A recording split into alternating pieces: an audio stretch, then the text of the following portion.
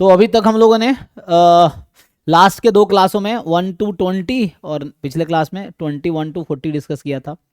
अभी देखते हैं होपफुली 41 to 65 हो जाए तो कंप्लीट हो जाएगा, क्योंकि ये है ना अभी न्यू पेपर, इसका सॉल्यूशन कहीं अवेलेबल होगा नहीं, है ना, ऑनलाइन भी नहीं होगा, इधर उधर भी नहीं।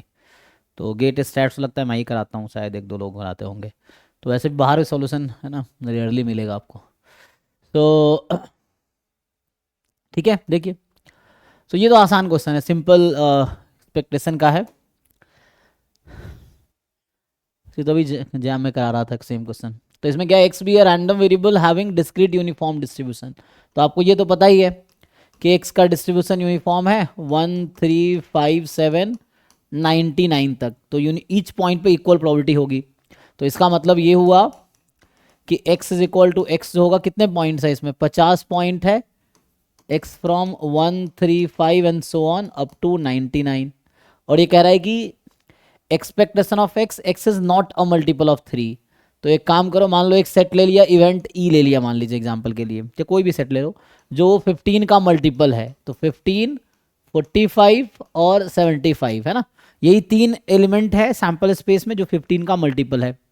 तो आपसे एक क्वेश्चन पूछना चाह रहा है E of X given X does not belong to E, ये पूछ रहा है। तो इसका जो फॉर्मूला होगा, summation X into P M F of X, X does not belong to E upon probability X does not belong to E, ये result है ना। अब इसको आप सिंप्लीफाई कर लीजिए तो आंसर आ जाएगा, इसमें कुछ खास है नहीं, आप पुट कर लीजिए। तो इसको बेटर है आप ऐसा लिखिए, पीएमएफ तो 1/50 है तो पीएमएफ रख सकते हैं। सो ये ऐसा नहीं हो जाएगा, x belongs to sample space, sample space इसको बोल रहा हूँ, and the total possible outcome, या सपोर्ट लिख सकते हैं, support of x. So x belongs to support x into p x, जो कि टोटल एक्सपेक्टेशन भी है इस क्वेश्चन का, मतलब एक्सपेक्टेशन है, minus summation X into probability at X when X belongs to E upon 1 minus P of X belongs to E. तो ये तो अब करना मुश्किल नहीं है, सही नीचे दिख नहीं रहा होगा ना, तो बस हो गया। अब ये क्या है, 1/50 है, और यहाँ x 1 3 5 7 9 इस तरीके से सॉल्व हो जाएगा। एंड सिमिलरली 1/50 यहाँ x की 3 ही वैल्यू होगी, 15 45 75। तो रख लीजिए 15 45 75 इंटू 1/50, यहाँ से 1/50, और ये आ जाएगा 1 + 2 + 3 सॉरी 1 + 3 + 5 + 7 + 99। तो 1 से लेके 99 तक का जो ऑड नंबर्स का सम है वो 50 स्क्वायर आएगा, और बाकी सम करके सिंप्लीफाई कर लीजिए। इसकी प्रोबेबिलिटी कितनी आएगी, यूनिफॉर्म डिस्ट्रीब्यूशन है तो ई की प्रोबेबिलिटी होगी 3/50, तो इसकी प्रोबेबिलिटी आ जाएगी 47/50। तो ये 47/50, तो सिंप्लीफाई करेंगे तो ये आंसर आएगा पहला वाला। ठीक है, पहले भी मैं करा चुका हूँ सॉल्व, तो ठीक है, इसको क्वेरी हो तो बीच में पूछना अपना, ठीक है। चलिए, तो 42 पे आते हैं। 42 कह रहा है कि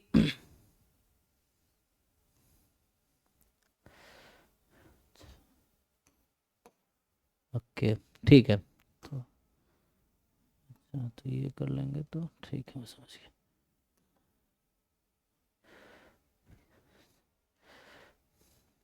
देखो इसमें क्या बोल रहा है कि आपके पास है x1 x2 xn be the independent identically distributed random variables having normal mu sigma square distribution। ठीक है, तो हम जानते ही हैं म्यू रियल नंबर सिग्मा है, कंसीडर द फॉलोइंग। तो कहने का मतलब ये है कि एक्स आईज का डिस्ट्रीब्यूशन है normal mu comma sigma square, तो है ना, इसमें चाहिए एक्स आई माइनस म्यू। तो ये सब आप लोग इजिली बता देंगे। बताइए एक्स आई माइनस म्यू का डिस्ट्रीब्यूशन क्या होगा, अगर एक्स आई है नॉर्मल म्यू सिग्मा स्क्वायर, तो एक्स आई माइनस म्यू क्या होगा, मीन 0 और वेरिएंस सिग्मा स्क्वायर ही रहेगा। देन चाहिए आई इंटू एक्स आई माइनस म्यू। तो जब हम आगे लिखेंगे इसी को कंटिन्यू करता हूँ। सो यहाँ से अगर कंटिन्यू करें तो, या इधर लिखूँ, चलो इसको उस तरफ सॉल्व करते हैं।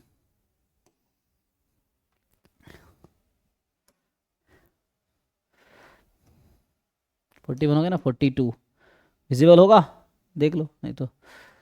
सो यहाँ पे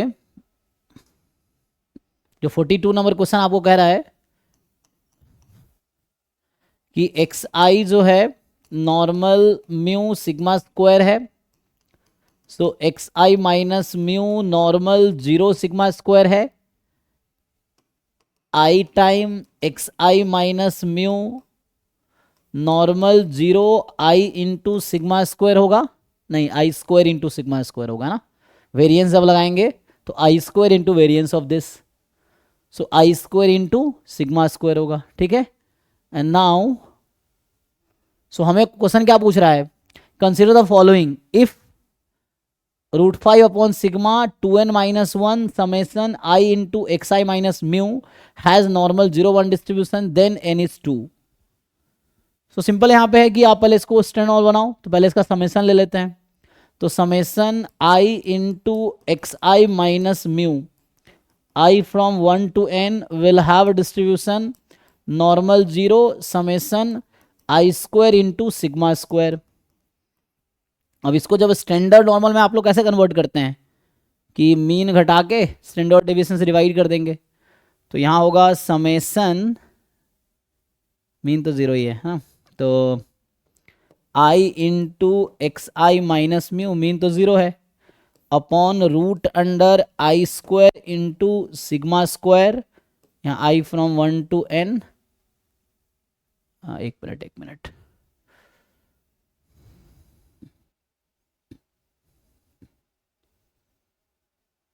और समेसन छूट गया ना इसीलिए, ठीक है, डिनोमिनेटर में समेसन छूट गया है, तो वहाँ समेसन है, तो summation i square sigma square I from 1 to n this will have normal 0 1, आप कंपेयर कर लीजिए तो हो जाएगा, यू जस्ट कंपेयर इट। तो यहाँ से अगर आप कंपेयर करेंगे, सो वहाँ देखो ध्यान से क्या है, समेसन आई एक्स आई के साथ जो कोइफिशिएंट है ऑप्शन में वो है √5 अपॉन सिग्मा 2n प्लस 1, और यहाँ जो इसका जो कोइफिशिएंट होगा 1 अपॉन रूट अंडर समेसन, तो ये तो सिग्मा स्क्वायर बाहर कर सकते हैं आप क्योंकि आई तो है नहीं इसमें, तो ऐसा हो जाएगा सिग्मा बाहर हो जाएगा, sigma into summation i square I from 1 to n। अब इसको सॉल्व कर लीजिए, तो यहाँ से होगा क्या, सिग्मा सिग्मा कैंसिल, देखो अभी मैं इसको कंटिन्यू कर देता हूँ, तो यहाँ तक जो है हमने अभी सिंप्लीफाई किया, ये सिंप्लीफिकेशन किया अभी। अब मैं कह रहा हूँ कि ये नॉर्मल जो क्वेश्चन में दे रखा, क्वेश्चन के साथ मैंने कंपेयर किया, तो ये कहाँ से आया, कंपैरिजन विथ जो फर्स्ट स्टेटमेंट क्वेश्चन में उसके साथ कंपेयर किया। अब n निकालना है आपको, तो सिग्मा सिग्मा कैंसिल कर दीजिए, so √5 upon 2n plus 1 1 upon root under, ये क्या है 1 square plus 2 square plus 3 square up to n square.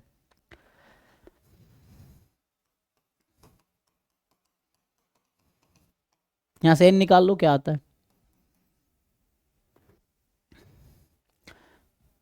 इसका सम तो पता है ना आप लोगों को, क्रॉस मल्टीप्लाई कर लो, so √5 into root under cross multiply कर रहा हूँ n into n plus 1 2n plus 1 upon 6, तो ये जो इक्वल होगी 2n प्लस 1 को स्क्वायरिंग बोथ साइड कर लो अब, सो 5 अपॉन ये रूट में ना 6, तो हाँ 5 upon 6 n into n plus 1 2n plus 1 is equal to 2n plus 1, तो एक मिनट स्क्वायर ना, क्योंकि हम लोग स्क्वायरिंग बोथ साइड कर रहे हैं, तो ये एक इससे कैंसिल हो गया।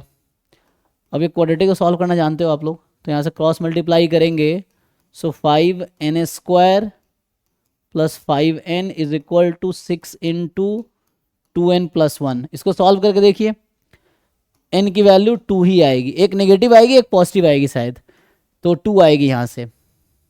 कुछ क्वेरी है किसी को तो पूछ लो, बाकी सॉल्व करके आए होगे तो ज़्यादा समझ आएगा, नहीं सॉल्व करके आए हो तो जब करोगे तब समझ आएगा, ये है ठीक है ना।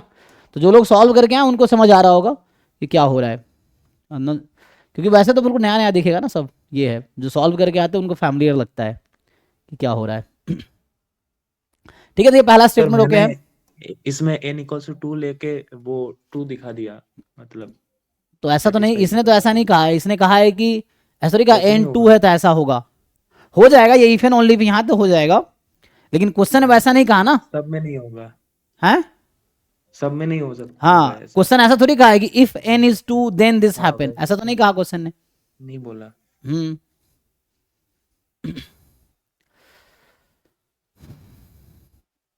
ठीक है, ऐसे दूसरे में क्या है, दूसरे में भी इजी है, जस्ट आपको ट्रांसफॉर्मेशन ठीक से करना है, हो जाएगा। सॉल्व करूं या कर लिए हो, जिन लोगों ने किया बताओ। ट्रांसफॉर्मेशन अगर ठीक से आता है तो हो जाएगा। सर वो नॉर्मल सी 0 डी 1 एफ होगा, है, तो फिर उसका सी CDF डी एफ है यूनिफॉर्म 0 यूनिफॉर्म 1 फॉलो करेगा ना। फिर माइनस लॉग एक्सपोनेंशियल, हाँ तो फिर ऐसे करके। हो गया था ना, ठीक है फिर आगे बढ़ते। तो 43 जिनका नहीं हुआ बोलोगे तो बताऊंगा, नहीं तो मैं मान लूंगा सबका हो गया। और डाउट वही पूछना जो सॉल्व करके आए हो, नहीं सॉल्व करके आओ, जब सॉल्व करना तब पूछना डाउट, ठीक है। ये नहीं क्वेश्चन दिखाए तो ये भी डाउट है, अगला दिखाऊंगा अगला भी डाउट है ना। तो I don't like this type of students. अगर पहले से पता है क्या डिस्कशन हो रहा है, आप सॉल्व करके आओ, देन मैं सॉल्व कर रहा हूँ तो आप उसमें पार्टिसिपेट कर सकते हो, बता सकते हो कुछ, है ना, अगर कंट्रीब्यूट कर सको तो। ये है, और नहीं सॉल्व करके आए हो तो चुपचाप देखो, ये है। डाउट पूछ सकते हो, ये है उसमें, लेकिन डाउट नहीं से जब मैं सॉल्व कर रहा हूँ उसमें कुछ क्वेरी हो तो पूछ सकते हो। वैसे क्वेश्चन तो तब आपको पता चलेगा ना, आपको आता है नहीं आता है, तो सॉल्व करके आओगे तो कैसे पता चलेगा बिना सॉल्व किए आपको आता है कि नहीं आता है। ये अगर कुछ वैसे क्वेरी है तो पूछ सकते हो। बाकी एनीवे इसमें क्या है कि x n be the sequence of IID random variable having density function आपको दे दिया है। एंड ये पूछ रहा है कि, तो यहां से अगर आप ध्यान से देखोगे तो जो एक्स आई माइनस थीटा है दैट इज एक्सपोनेंशियल 1, है ना, ये हो जाएगा। So X I minus theta will have distribution exponential 1। अभी के लिए मैं अगर, तो हम लोग क्या जानते हैं, कन्वर्जेंस इन प्रोबेबिलिटी की बात कर रहा है, तो हम लोग तो ये जानते हैं ना कि 1/n summation x I minus theta I from 1 to n this will converge in probability to, मैं लगा रहा हूँ weak law of large number, है ना, थ्योरम जो है। So weak law of large number says कि this will converge in probability to expectation of this population जहां से सैंपल आया है। तो कितना है ये 1 आ जाएगा। एंड इसको फर्दर सिंप्लीफाई करोगे 1/n summation x i from 1 to n, तो इसको समेसन खोलो n थीटा अपॉन n, तो ये थीटा बचेगा। दिस कन्वर्जन प्रोबेबिलिटी, दोनों तरफ थीटा ऐड कर सकते हैं, क्योंकि कन्वर्जेंस इन प्रोबेबिलिटी में क्या है कि you can add constant in both side, subtract constant both side, divide multiply, non zero है ना, ऐसा कर सकते हो। तो यहां से आएगा 1/n summation x i from 1 to n converges in probability to theta plus 1, ये आया। और ऑप्शन क्या कह रहा है कि this conversion probability theta plus 1/2, इसका मतलब ये फॉल्स स्टेटमेंट है ना। So first one is the false statement. Second में है कि expectation of first order statistic का लिमिट जो है वो थीटा है ना। तो इसका मतलब हो गया वहां से कि एक्स आई माइनस थीटा एक्सपोनेंशियल 1 है, तो उसका जब मिनिमम लोगे तो first order statistics minus theta बनेगा। तो हम लोग जानते हैं इसका डिस्ट्रीब्यूशन है बीटा, फर्स्ट ऑर्डर स्टैट ना 1, तो इसका एक्सपेक्टेशन जब लोगे first order statistics minus theta का, तो 1/n+1। और हमें क्या चाहिए, हमें चाहिए expectation of first order statistic, तो थीटा प्लस 1/n+1, लिमिट लगाओ दोनों तरफ n टेंस टू इन्फिनिटी, तो ये तो जीरो हो जाएगी। तो ये ट्रू स्टेटमेंट है, चेक कर लो भाई। अब देखो इसमें अगर किसी को क्वेरी हो तो इसमें पूछ सकते हो, जो मैंने सॉल्व की है ये चीज़ है। सो पहला फॉल्स स्टेटमेंट है, दूसरा ट्रू स्टेटमेंट है, क्योंकि इसका लिमिट लगाएंगे। तो अगर आप लिमिट लोगे तो ये आएगा n tends to infinity expectation of first order statistics this value is theta.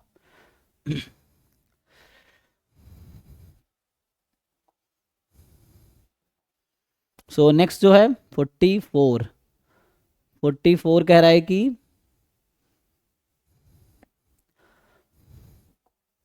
देखिए कि एक्सएन जो है हमारे पास,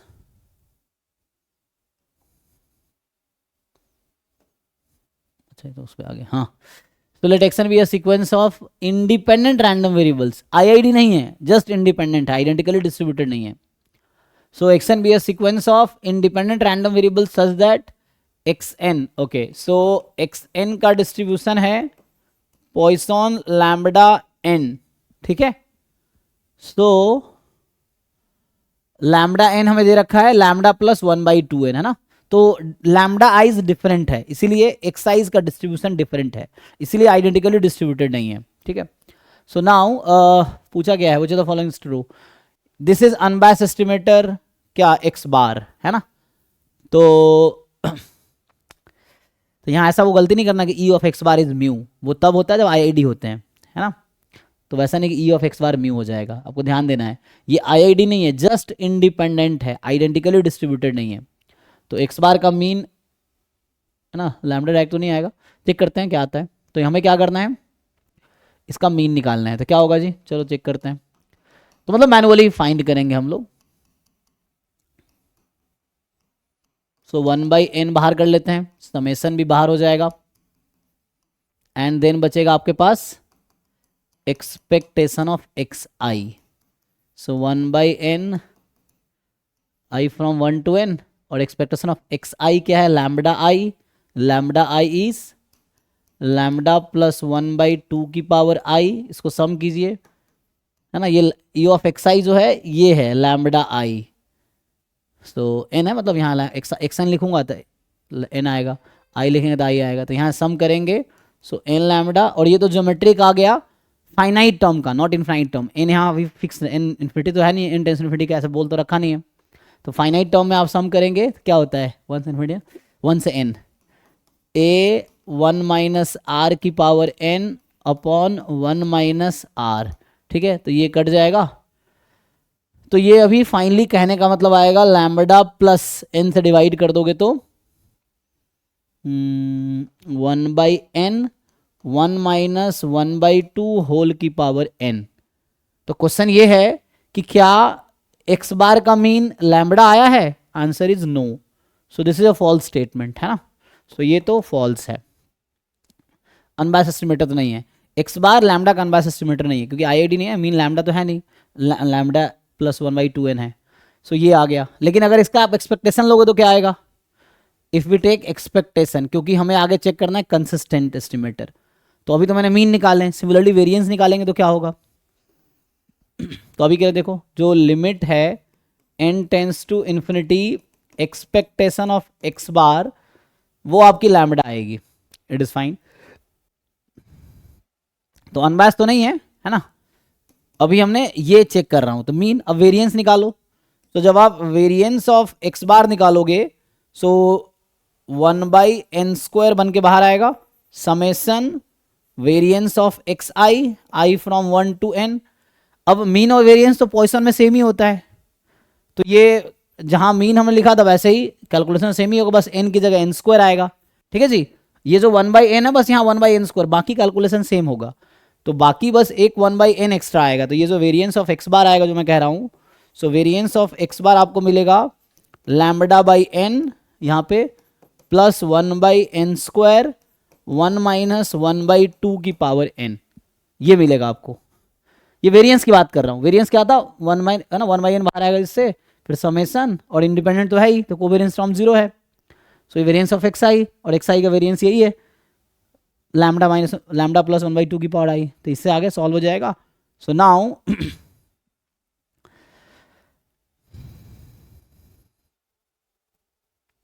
अभी जिन लोगों ने ट्राई किए हो लास्ट 2 क्लास में से 1 to 40 में अगर आपको डाउट हो तो वो हम डिस्कस कर सकते हैं अभी, मतलब क्वेश्चन 1 to 40 लास्ट 2 क्लास में डिस्कस किया है। तो जो बच्चे सॉल्व किए हो घर पे अभी, कल आज जो भी है, अगर आपको उनमें से कोई क्वेश्चन में डाउट हो तो अभी आप पूछ सकते हो, अगर ट्राई करके आए हो तो, कुछ क्वेश्चन में क्वेरी हो तो।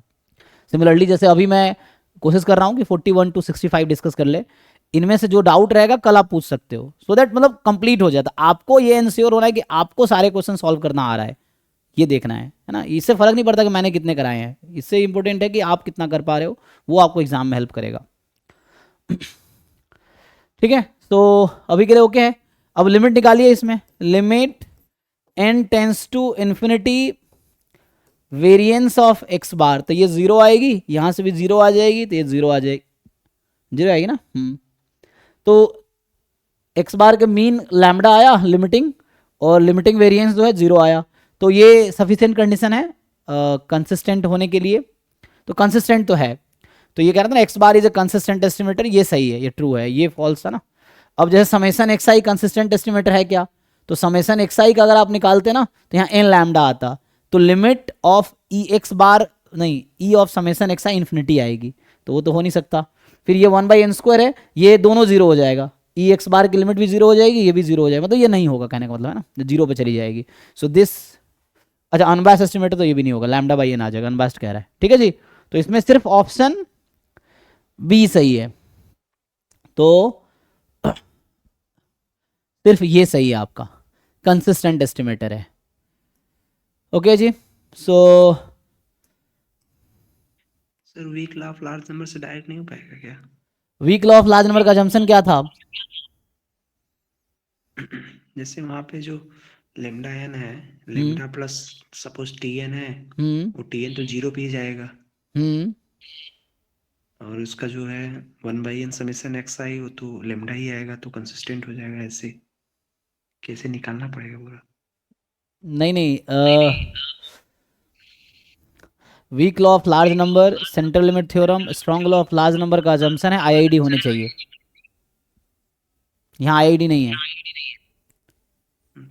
ठीक है ना, तो वैसे नहीं लगा सकते, वैसे गलती हो सकती है आपसे, ये समझना है। सपोज ये जो सफिशिएंट कंडीशन वाला वेरिएंस हाँ, जीरो नहीं आता तो क्या बोलते फिर? फिर कोई और तरीके से ट्राई करते, डेफिनेशन से जाते, फिर डेफिनेशन क्या है कंसिस्टेंट एस्टिमेटर का, फिर कन्वर्जेंस इन प्रोबेबिलिटी के डेफिनेशन से करते। Okay,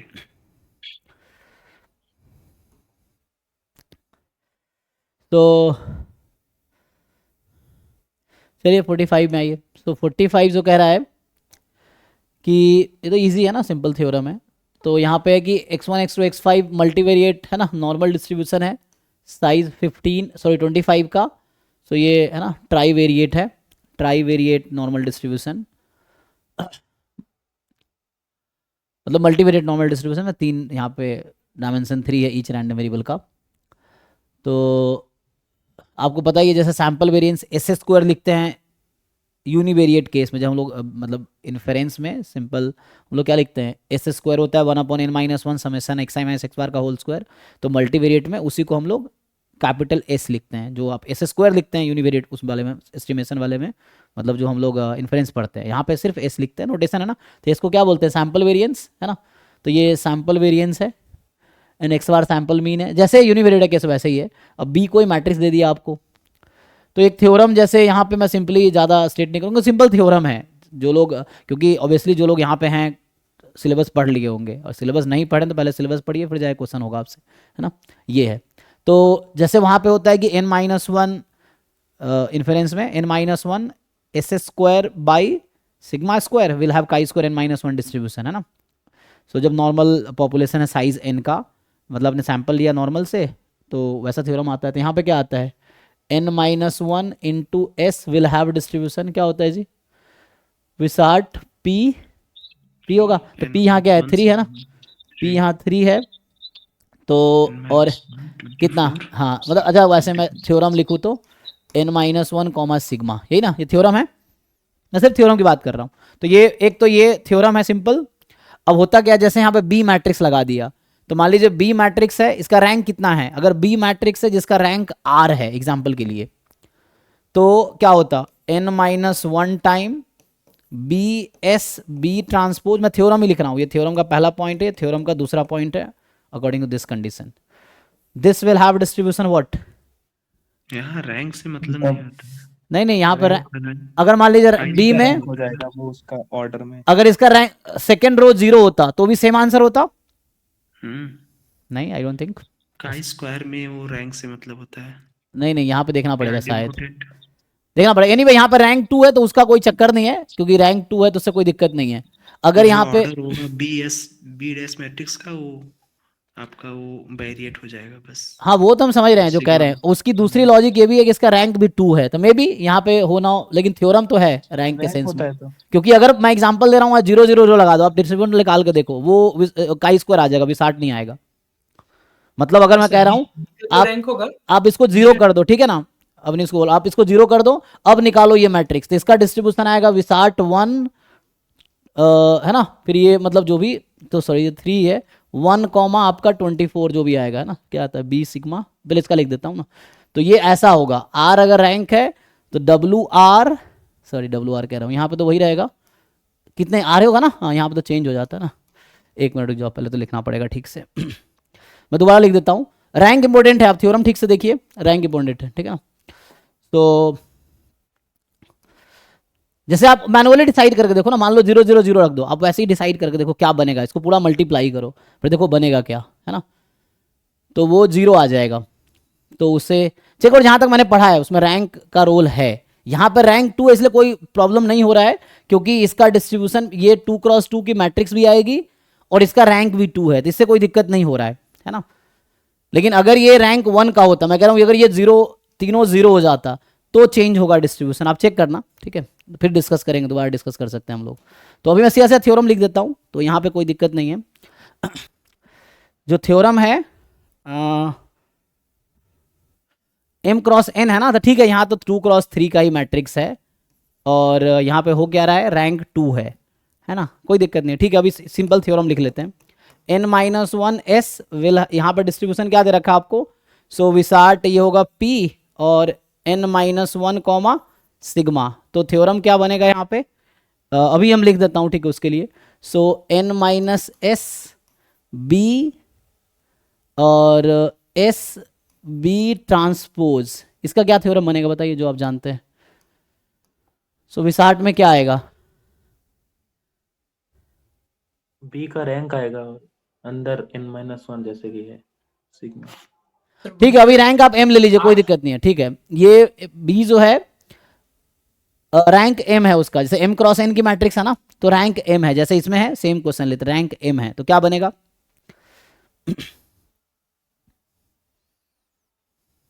विसार्ट m n-1 b sigma b transpose, ठीक है। तो ये सिंपल एक थ्योरम है जो हम यूज कर रहे हैं।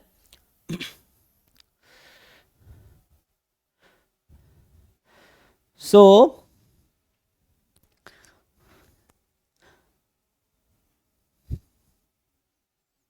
यहां m मैंने क्यों लिखा है, m हालांकि m क्रॉस m की मैट्रिक्स हो जाएगी, अगर आप इसका वो निकालेंगे b किस ऑर्डर का है, अगर वैसे लिखूं तो b मैंने m क्रॉस n का लिया है, s जो है वो n क्रॉस n का है, b m cross n, s जो है आपके पास n क्रॉस n है, और b ट्रांसपोज जो है वो आपके पास है क्या होगा, n क्रॉस m।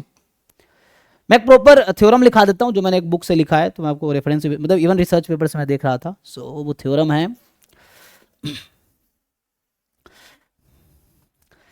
जो एग्जैक्ट थ्योरम है मैं वो लिखा देता हूं आपको, तो ये तो उसके टर्म में है ना।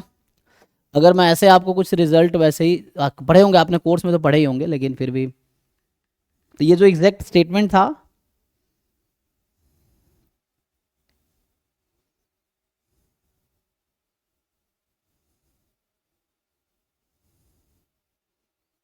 ये जो थ्योरम का स्टेटमेंट था कि x हैज विसार्ट डिस्ट्रीब्यूशन, तो इसने जो लिखा है उसका नोटेशन ही फॉलो करता हूँ, विसार्ट n k कॉमा सिग्मा, ठीक है। नाउ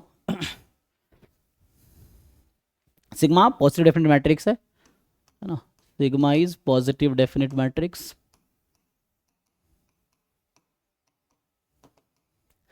एंड जो हमारे पास आगे है ए कोई मैट्रिक्स है जो ऑर्डर है जिसका, अभी लेते हैं n क्रॉस m, ठीक है, इन्होंने जो लिया है, and with rank of a m, ठीक है। तो यहां से तो ये कहता है कि देन, तो ये a ट्रांसपोज ऐसा लिख रहा है, a transpose x a will have distribution Wishart m, और वो अलग बात है इसका m क्रॉस m की मैट्रिक्स बने, क्योंकि a का a ट्रांसपोज क्या होगा, n m क्रॉस n, ये n क्रॉस n, क्योंकि विसार्ट डिस्ट्रीब्यूशन एक मैट्रिक्स का डिस्ट्रीब्यूशन है, ये जो यहाँ x है ये मैट्रिक्स है, ठीक है ना, ये वेक्टर नहीं है, इसको मैं लाइन हटा देता हूँ, सो वेक्टर से कंफ्यूज नहीं हो रही, ये एक मैट्रिक्स है, विसार्ट डिस्ट्रीब्यूशन जो एक मैट्रिक्स का डिस्ट्रीब्यूशन है, ठीक है। सो वो कोई मैट्रिक्स होगी अगर सिंपल वेक्टर होगा तो वो उसमें आ जाएगा, तो सिंपल, अब ये मैट्रिक्स है, x is a matrix actually, तो रैंडम मैट्रिक्स है जिसका डिस्ट्रीब्यूशन ये है n क्रॉस n की मैट्रिक्स समझिए, x जो है एक्स जो है n क्रॉस n मैट्रिक्स होगा ना जी, है ना, चेक कर लो। तो एक्स n क्रॉस n की मैट्रिक्स है और वहां से आपका ये डिस्ट्रीब्यूशन है, बाकी करेक्ट करना कहीं गलत लिखो तो एक्स ट्रांसपोज ए एक्स जो होगा हमारे पास, दिस इज के कॉमा ए ट्रांसपोज सिग्मा ए, है ना। इसी में मैंने कहा कि चलो मान लो उल्टा कर देते हैं, उल्टा इन द सेंस जैसे ये फर्स्ट पार्ट है, इसी में इंस्टीड ऑफ टेकिंग ए मैं ए ट्रांसपोज को बी बोल देता हूं। सो बी का ऑर्डर क्या हो जाएगा, एम क्रॉस एन, और ट्रांसपोज से रैंक तो चेंज होता नहीं है, ए और ये ट्रांसपोज का रैंक सेम रहता है, तो इसका मतलब है कि विथ रैंक ऑफ बी वो भी एम ही रहेगा, ठीक है। तो यहां से क्या होना है, तो यहां से आना है देन, मतलब थोड़े से बुक में या इधर उधर चेक करो, जस्ट श्योर हो जाओ, ये कहना चाह रहा हूं मैं। सो बी एक्स बी ट्रांसपोज, मैंने कुछ नहीं किया, ये ट्रांसपोज को बी रख दिया, तो अभी वही सीन है, क्योंकि B N M cross N, N cross N, फिर एन क्रॉस एम, तो एम क्रॉस एम की ये मैट्रिक्स बनेगी and this will have distribution Wishart M के कॉमा सिमिलरली जो है B B sigma B transpose, यही ना। एक बार चेक कर लीजिए, इसमें कुछ क्वेरी है तो पूछिए या बताइए।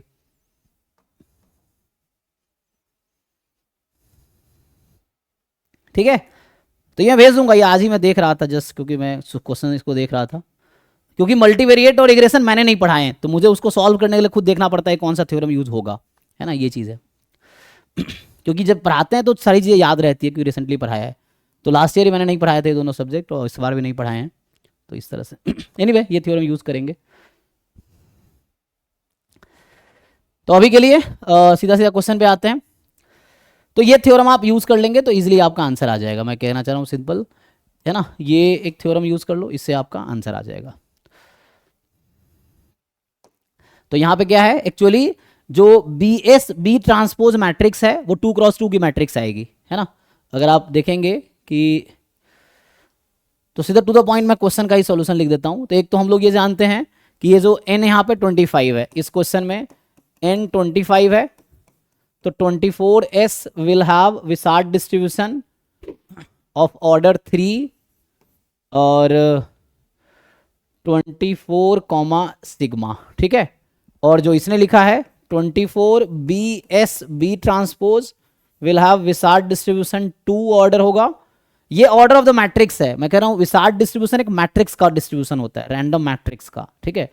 So it is a matrix, 3x3 की मैट्रिक्स है, ये एक 3x3 की मैट्रिक्स है, ये पूरी एक 2x2 की मैट्रिक्स है, तो इसलिए ये कह रहे हैं 2 है, लेकिन उसकी वजह ये भी है कि यहाँ रैंक 2 है, तो 2x2 की मैट्रिक्स भी है और रैंक भी 2 है यहाँ पे।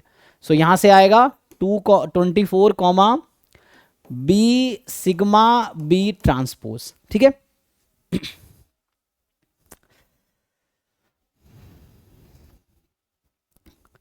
तो ये हम लोग सीधा सीधा यूज कर रहे थे, इसका आंसर आ गया कि ऑर्डर 2 होगा, क्योंकि ये 2x2 की मैट्रिक्स होगी, एंड डिग्री ऑफ 25 तो नहीं होगा, 24 वाला ना, तो ये वाला सही होगा। n-1 होता है विसार्ट p n-1 सिग्मा, वही n-1 sigma S square by sigma square chi square n-1 जैसे होता है, तो काई स्क्वायर का मल्टीवेरिएट वर्जन है विसार्ट डिस्ट्रीब्यूशन, है ना। तो ये वाला सही होगा आंसर। तो सिंपल थ्योरम है, अगर आपको थ्योरम याद है तो हो जाएगा। कुछ पूछना है किसी को बताइए, या कुछ बताना हो तो, बाकी आप कंफर्म कर लेना कि ये है। हालांकि इस क्वेश्चन में बहुत ज़्यादा प्रॉब्लम है नहीं, क्योंकि ये 2x2 की मैट्रिक्स भी है और बी का रैंक भी 2 है, तो मतलब हर तरफ से ओके है, कोई प्रॉब्लम नहीं है।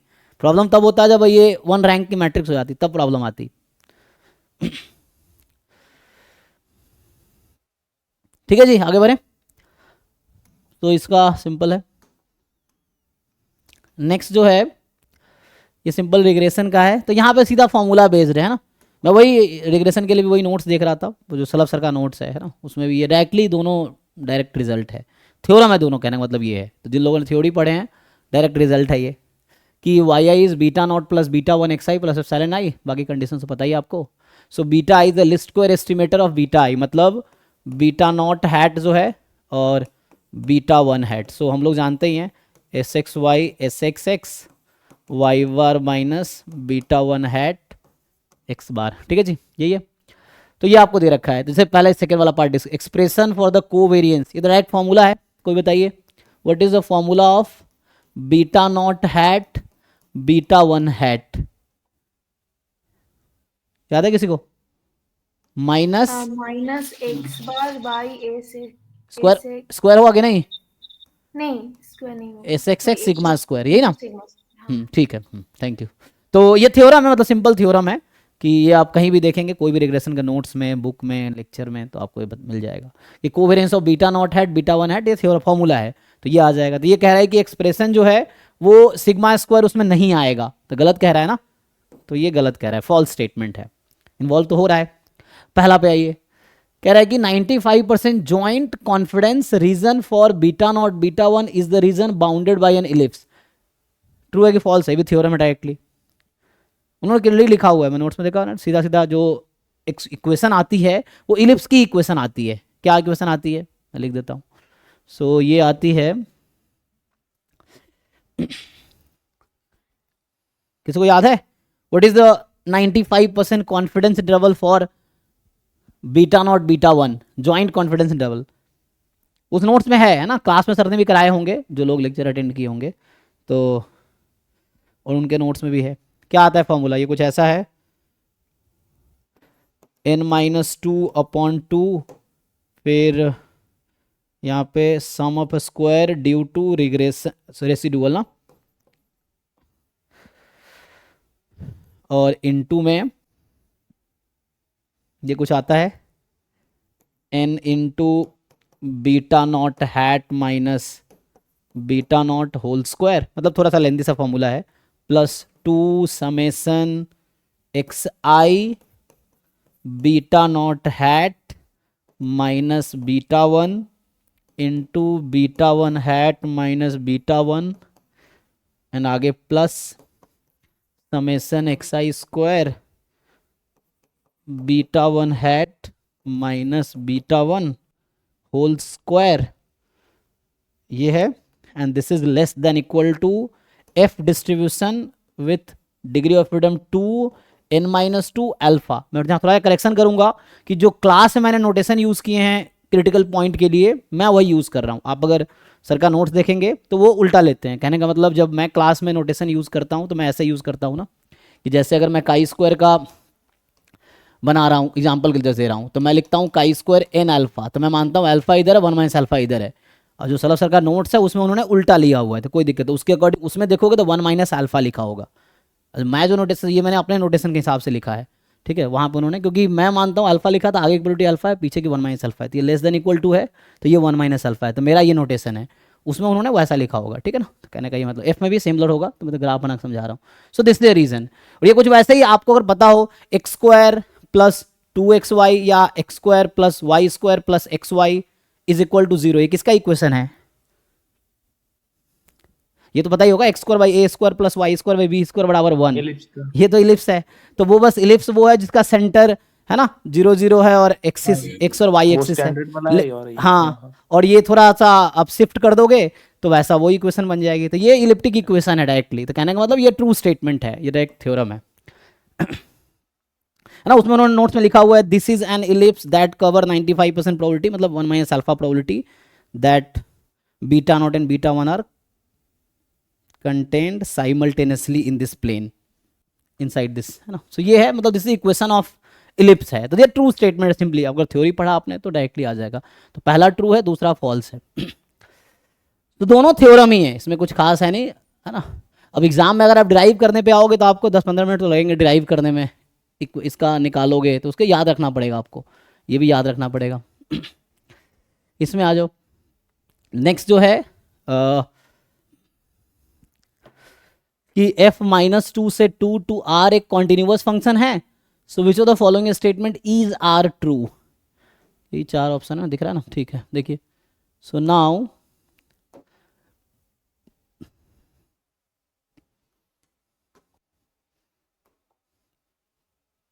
देखो, तो डोमेन बाउंडेड है ना। तो डोमेन बाउंडेड है तो ये तो गारंटी होगा कि जो रेंज होगा, नॉट कोडोमेन, कोडोमेन तो आर है यहाँ पे, ये डोमेन है इस सेट का, ये कोडोमेन है, कोडोमेन इज आर। जो रेंज होगा इस फंक्शन का वो बाउंडेड ही होगा, क्योंकि एक थ्योरम होता है आपने पढ़ा होगा। कंटीन्यूअस फंक्शन है। जी जी, कंटिन्यूअस इमेज ऑफ अगर close continuous set is closed, है ना, कॉम्पैक्ट सेट इनफैक्ट होता है कि continuous image of compact set is compact. Compact real sense में कंटिन्यूअस मतलब कॉम्पैक्ट क्या होता है जी, closed and Closed and bounded. bounded. हाँ, क्लोज्ड एंड बाउंडेड, तो मतलब closed and bounded set will have image closed and bounded under a continuous function, ये थ्योरम है। तो ये कॉन्टिन्यूअस फंक्शन है और इसका डोमेन क्लोज्ड इंटरवल है और बाउंडेड इंटरवल है, तो इमेज भी क्लोज्ड इंटरवल आएगी, बाउंडेड इंटरवल आएगी, थ्योरम में फिर से, है ना। सो थ्योरम्स यूज करना होता है यहाँ पे। तो जैसे अभी जैसे यहाँ पे मैं सीधा सीधा ये स्टेटमेंट बता रहा हूँ, तो उस थ्योरम से ये एक ट्रू स्टेटमेंट है। और आपको ध्यान देना ये MSQ है, अब MSQ शुरू हो गया, तो अगले 4-5-10 क्वेश्चन शायद MSQ ही होंगे, देखना पड़ेगा। तो इज आर ट्रू है, MSQ है ये। सो एफ बाउंडेड है बिकॉज डोमेन बाउंडेड है, तो रेंज भी बाउंडेड होगा एंड क्लोज इंटरवल ही आएगा अकॉर्डिंग टू थ्योरम। तो ये हो गया, मतलब ज्यादातर क्वेश्चन इसलिए कहता हूँ थ्योरम आपको याद होना चाहिए। जैसे आप BSc MSc करते तो वहाँ थ्योरम प्रूव कर रहे होते हैं आप, अभी आपको थ्योरम्स याद होने चाहिए, डेफिनेशन याद होने चाहिए, अप्रोच याद होने चाहिए, सो दैट आप अप्लाई कर सको, ये है। नेक्स्ट क्या है? सर ओपन इंटरवल हो जाएगा फिर भी होगा बाउंडेड ना? हाँ, बाउंडेड रहेगा, फिर उसमें क्लोज भी हो सकता है, ओपन भी हो सकता है, कुछ भी हो सकता है। अगर ओपन डोमेन है तो जरूरी नहीं कि ओपन ही होगा। रेंज अगर ओपन डोमेन है जरूरी नहीं रेंज ओपन होगा। हाँ फंक्शन तो बाउंडेड ही होगा ना? हाँ जी जी जी, फंक्शन बाउंडेड होगा। मतलब बाउंडेड इंटरवल का ऑब्वियसली इमेज बाउंडेड ही आएगा कंटिन्यूअस फंक्शन में। लेकिन ओपन में ओ नहीं नहीं नहीं नहीं सॉरी, आपने गलत बताया। ये देखिए 0 to ∞, तो ये मैंने तो 0 to 1 ले लो आप, ठीक, और फंक्शन ले 1 लिया by मैंने x. 1/x, तो आपके स्टेटमेंट का काउंटर एग्जांपल मिल गया। कॉन्ट्राडिक्ट हो जाएगा। ये बाउंडेड इंटरवल है लेकिन इसका जो कोडोमेन रेंज है वो अनबाउंडेड है, सो जरूरी नहीं है। फिर से सो मैं करेक्ट कर लेता हूं क्योंकि मैं भी एग्री कर गया था, है ना। मतलब थोड़ा सा कोई चीज़ गलत बताना है तो आपको फिर वही काउंटर एग्जाम्पल ढूंढना पड़ेगा, अगर नहीं ढूंढ पाएंगे तो मतलब फिर हम कंफ्यूजन में है ना, डायलेमा में है कि सही बोले गलत बोले। वो गेस कर सकते हैं उस केस में, श्योरिटी नहीं बता, श्योरली आप तब बोल सकते हैं फॉल्स जब आपके पास काउंटर एग्जाम्पल होगा, ट्रू तब बोल पाएंगे जब आप कन्विंस हो जाओ कि ट्रू है थ्योरम से, या प्रूफ करो फिर, नहीं तो थ्योरम लगाओ, ये चीज़ें हैं। एनीवे वो अगर तो फंक्शन जो है कंटिन्यूअस तो नहीं है ना 0 पे? 0 पे कॉन्टिन्यूअस क्यों होना चाहिए? कॉन्टिन्यूअस डोमेन पे होता है, 0 डोमेन में है, नहीं। फिर कैसे बोलेंगे 0 पे कॉन्टिन्यूअस नहीं है? 0 पे कॉन्टिन्यूअस क्यों चेक करेंगे हम? Function should be continuous and differentiable in its domain. Continuity check करने के लिए देखना पड़ता है कि बट वो सर ये जो boundary फंक्शन है point तो पे बाउंडेड है होता ना है या ओपन नहीं इंटरवल पे 0 to 1 this is continuous on 0 1, उसमें कोई दिक्कत नहीं है। तो बाउंडेड भी तो फंक्शन है। कहाँ है? 0 तो रख नहीं सकते ना? तो रेंज क्या है आप बताइए मुझे, व्हाट इज रेंज? कौन सा इंटरवल आप कहना चाह रहे हो ना, ओपन इंटरवल आएगा, कौन सा इंटरवल आएगा बताइए मुझे। अच्छा, बहुत छोटा वैल्यू ले लेंगे तो तो x 0 उसमें नहीं है, 0 की राइट हैंड लिमिट है ना उसमें, तो 0 की राइट हैंड लिमिट चली जाएगी इन्फिनिटी पे, ये चीज है, ठीक है। सो इसीलिए क्लोज्ड एंड बाउंडेड का थ्योरम है कि कॉम्पैक्ट सेट का image under a continuous function is a compact set.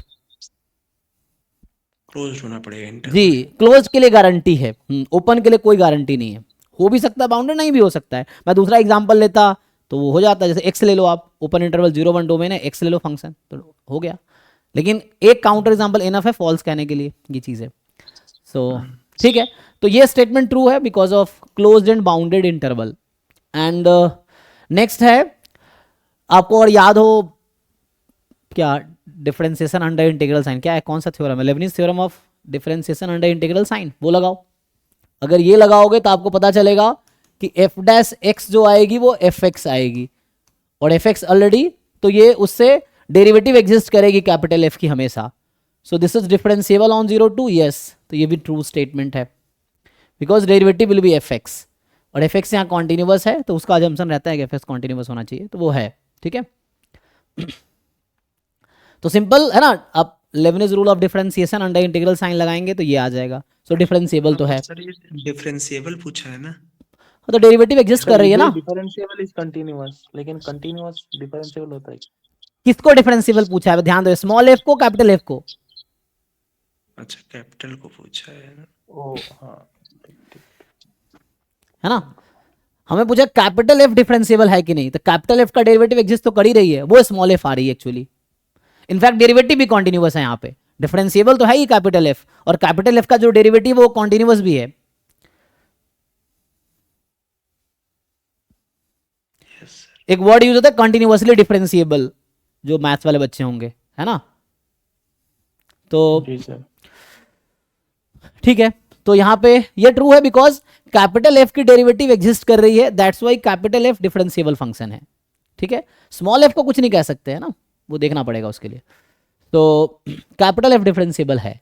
अब यहाँ पे आते हैं कि x1 x2 x10 आप कोई भी 10 पॉइंट उठा लो -2 से 2 में, ये कॉन्टिन्यूअस फंक्शन है। सो सच दैट, अच्छा there exist a point x0, फिर आपको एक x0 पॉइंट मिलेगा, 11वां पॉइंट है मान लो, इस तरीके से कि f0 जो है इसके एवरेज के इक्वल आएगी। तो आपको पता होगा intermediate value theorem, intermediate value theorem says कि आप रेंज में से कोई भी 2 पॉइंट उठा लो, you must get a point in the domain that will map to that selected point. मैं फिर बोल रहा हूं, रेंज में से कोई भी 2 पॉइंट उठा लो आप, तो उन दोनों K1 K2 उठा लिया मान लो, रेंज में से, रेंज में नॉट डोमेन, रेंज में से कोई भी 2 पॉइंट उठा लो आप, तो उन दोनों के बीच में जितने भी पॉइंट है, हर पॉइंट के corresponding you will have at least 1 point in the domain that will map there.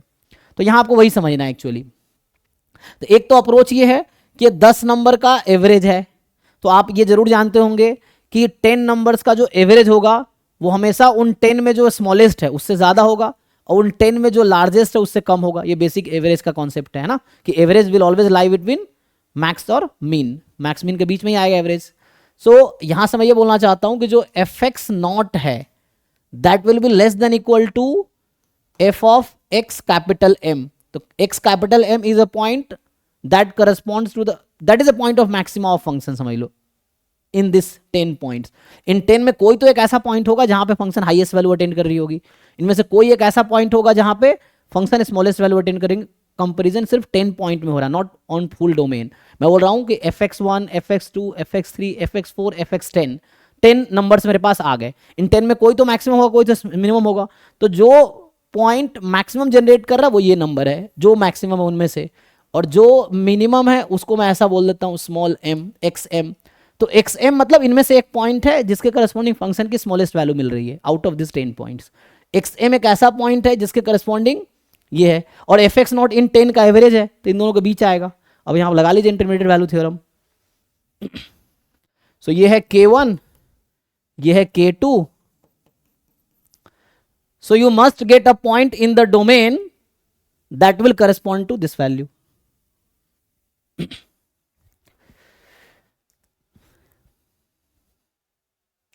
ठीक है, इंटरमीडिएट वैल्यू थ्योरम, क्योंकि कॉन्टिन्यूअस फंक्शन, इसका फायदा यहां पे इसलिए हो रहा है कि कॉन्टिन्यूअस है, तो ब्रेक तो कहीं पे है नहीं, तो यहां स्मॉलेस्ट से लार्जर तक पहुंचने में, मान लो यहां से यहां तक पहुंच रहा है, तो इस बीच का है ना ये जो पॉइंट है, तो एक पॉइंट तो मिलेगा that will correspond to that point, है ना, एवरेज है ये, तो बीच का पॉइंट है, तो जो x0 होगा वो यहां होगा। एग्जांपल के लिए ये x स्मॉल m है जो मैं बोल रहा हूं, x कैपिटल M है, और fx0 यहां पे है, तो मुझे x0 तो इस बीच में ही मिलना है ना, और ये खुद ये दोनों पॉइंट, ये जो x capital M x small m खुद इसके बीच का है, तो इसके बीच में तो मुझे x0 मिलेगा ही, ये चीज है।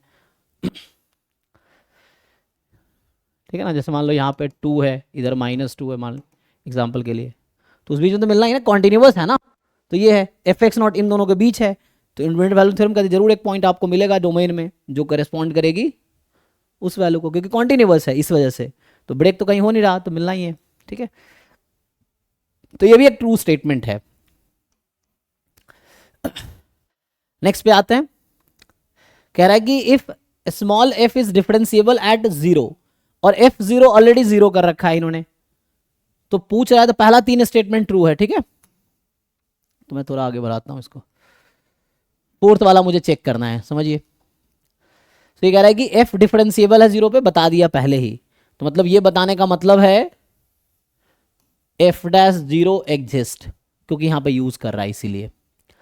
और अब आपको इसकी वैल्यू निकालनी है, क्या इसके इक्वल आएगी, तो आप सब डेरिवेटिव का डेफिनेशन जानते होंगे, limit x tends to 0 f x minus f zero upon x minus zero, ये सब लोग जानते ही हैं कि एफ डैश जीरो का डेफिनेशन है, डेरिवेटिव एट जीरो उसका डेफिनेशन है ये, और एफ जीरो ऑलरेडी जीरो है, एफ जीरो ऑलरेडी जीरो है।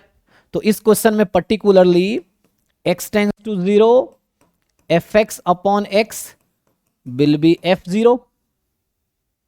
अब ऐसा बनाइए 10 टर्म बनेंगे, ईच टर्म को इस पे फिट कीजिए, फिट कर सकते हैं, देखिए ध्यान से, मैं पहला टर्म को फिट करता हूं। होगा सर इक्वल। हाँ आएगा कि नहीं? नहीं होगा। नहीं होगा ना। नहीं होगा equal. Limit x tends to zero, इसको फिट करते हैं, f of x by two upon x by two. अब टू को बैलेंस करना पड़ेगा मुझे, 1/2 1/3 1/2 रखना पड़ेगा ना, मल्टीप्लाई डिवाइड। फिर ऐसे ही 1/3 F of x by three upon x by three, this will continue till F of x by 10 upon x by 10, यहाँ 1/10। अब आप लिमिट लगाएंगे, उस फॉर्मूला को रिपीटेडली यूज करेंगे तो आपको ये समझ आएगा कि ये आंसर क्या देगी। यहाँ लिख देता हूँ, अच्छा यहाँ दिख नहीं रहा होगा ना, तो इधर ऊपर लिख देता हूँ यहाँ पे। तो ये वैल्यू क्या देगी, एफ डैश जीरो, ये वैल्यू देगी 1/2 एफ डैश जीरो, फिर 1/3 एफ डैश जीरो, क्योंकि इसने कहा है एक्स टेंस टू जीरो, दोनों इक्वल होना चाहिए। जैसे आप जानते हैं कि साइन 2x अपॉन 2x की लिमिट 1 होती है, साइन x/2 अपॉन x/2 की लिमिट 1 होती है, उसी लॉजिक से। तो ये एफ डैश जीरो है, ये एफ डैश जीरो है, ये एफ डैश जीरो है, ये एफ डैश जीरो है, तो इस तरह से आज चलता रहेगा 1/10 इंटू एफ डैश जीरो। तो एफ डैश जीरो कॉमन लेंगे तो बनेगा 1 + 1/2 + 1/3 + 1/4 अप टू 1/10। क्या ये सम होकर 10 देगी? 10 तो नहीं आएगी, है ना। तो ये फॉल्स है। तो पहला 3 स्टेटमेंट ट्रू था और ये डेरिवेटिव डेफिनेशन से चौथा स्टेटमेंट आपका फॉल्स है। ठीक है, कुछ क्वेरी है तो पूछिए।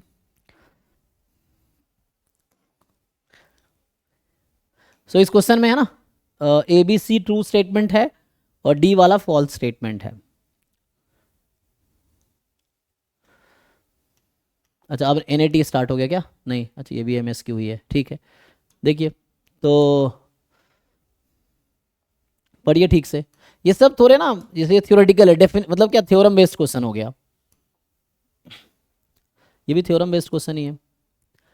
कह रहा है एक्स को ए कोई n क्रॉस n की रियल मैट्रिक्स है, विच of the following statement is true.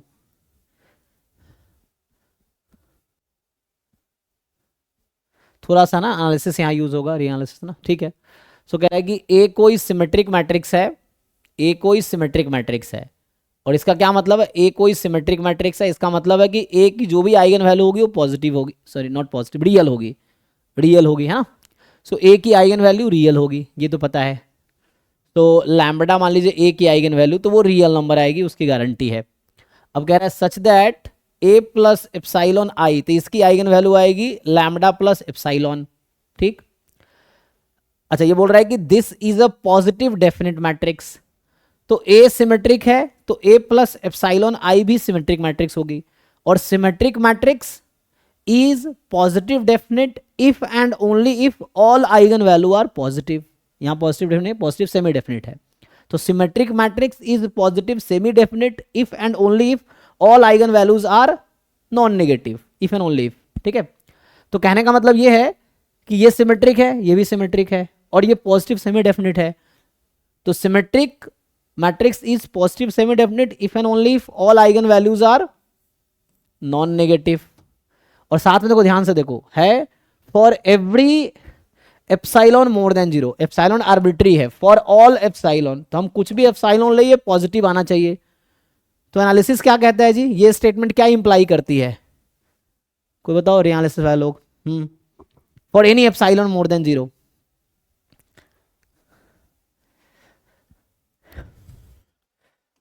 तो lambda greater than equal to 0 जी, ये एनालिसिस में है ना, जैसे हम लोग जो लिखते हैं an की लिमिट l होती है, या कॉन्टिन्यूटी में जो एप्साइलॉन यूज करते हैं, है ना। तो जब फॉर ऑल एप्साइलॉन है, सो ऐसा इसका मतलब this statement will imply lambda is more than equal to 0। Analysis में सिंपली इसका प्रूफ है, या जब आप प्रूफ्स देखते हैं तो आप देखते होंगे ये चीज़ें वहाँ यूज होती है, मतलब ये रिजल्ट है एनालिसिस का, एनालिसिस में आता है. So lambda plus epsilon more than 0 for all epsilon. Fix के लिए बात नहीं कर रहे, for every epsilon this should be non negative. तो ऐसा ये गारंटी देता है कि lambda has to be non negative. ये है क्योंकि आर्बिट्री स्मॉल हो गया ना, एप्सिलॉन बहुत स्मॉल ले लो, 0 के क्लोज है ना, सफिशिएंटली क्लोज टू 0, तो उस केस में आपको समझ आएगा कि lambda more than equal to 0 होना पड़ेगा. ठीक है, तो सिंपल रिजल्ट है एनालिसिस में. सो पूछ रहा है then A is a positive semi definite. तो क्या कह रहा है, ए सिमेट्रिक है, all eigen values are non negative. तो if and only if A is positive semi definite, this is a true statement.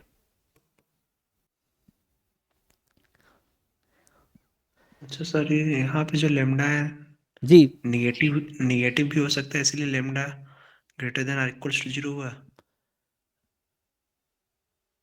मतलब कि हम कहना ये चाह रहे हैं कि आप साइलेंट तो पॉजिटिव है, हाँ लेमडा अगर पॉजिटिव होगा तो लेमडा हाँ ये कैसे, मतलब lambda greater than equals to 0. हाँ, क्योंकि फॉर एनी लेमडा तो एप्सिलॉन नेगेटिव भी हो मोर देन सकता है 0 ना. लेमडा सपोज कुछ हो गया -0.001.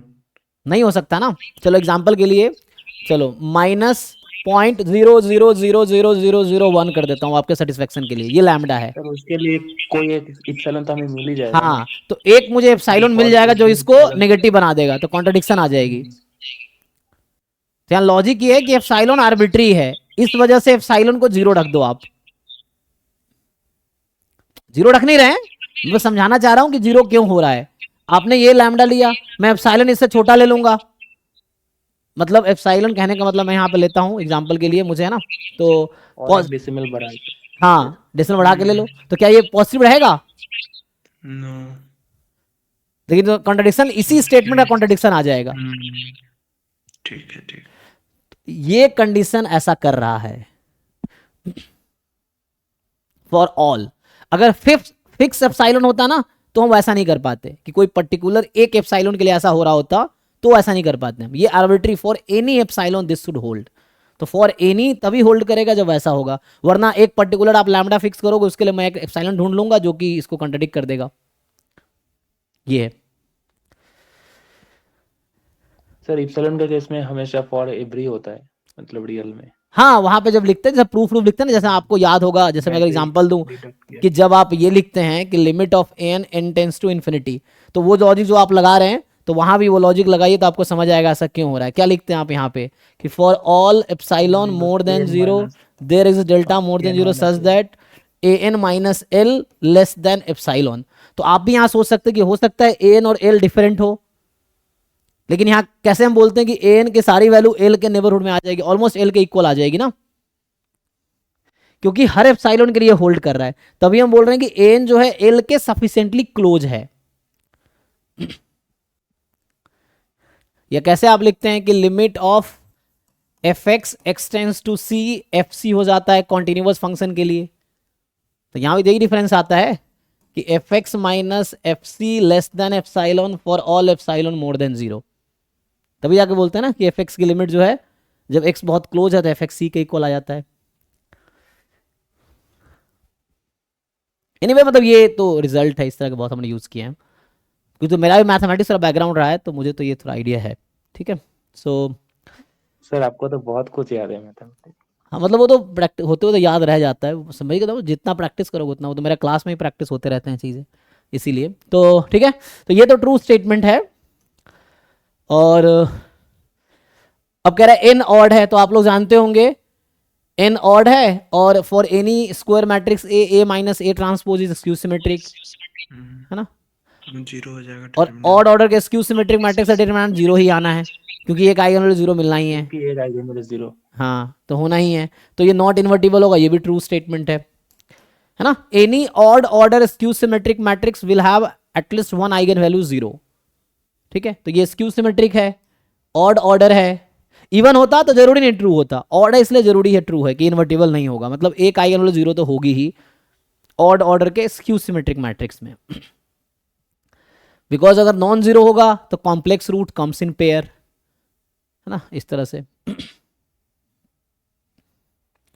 नेक्स्ट क्या है कि A is a symmetric matrix such that singular value of A. तो पहले तो मुझे इसका कोई डेफिनेशन बताओ. आइगन वैल्यू और सिंगुलर वैल्यू डिफरेंट होता है ना? So what is definition of singular value of A? Square root of eigen values. Root of lambda square root of eigen value of what? Square root of lambda, ठीक है, but what is lambda? Square root of lambda, lambda क्या है? Lambda obviously greater than 0। नहीं नहीं नहीं, lambda का meaning क्या है? लैम्डा आइगन वैल्यू, किसकी आइगन वैल्यू है?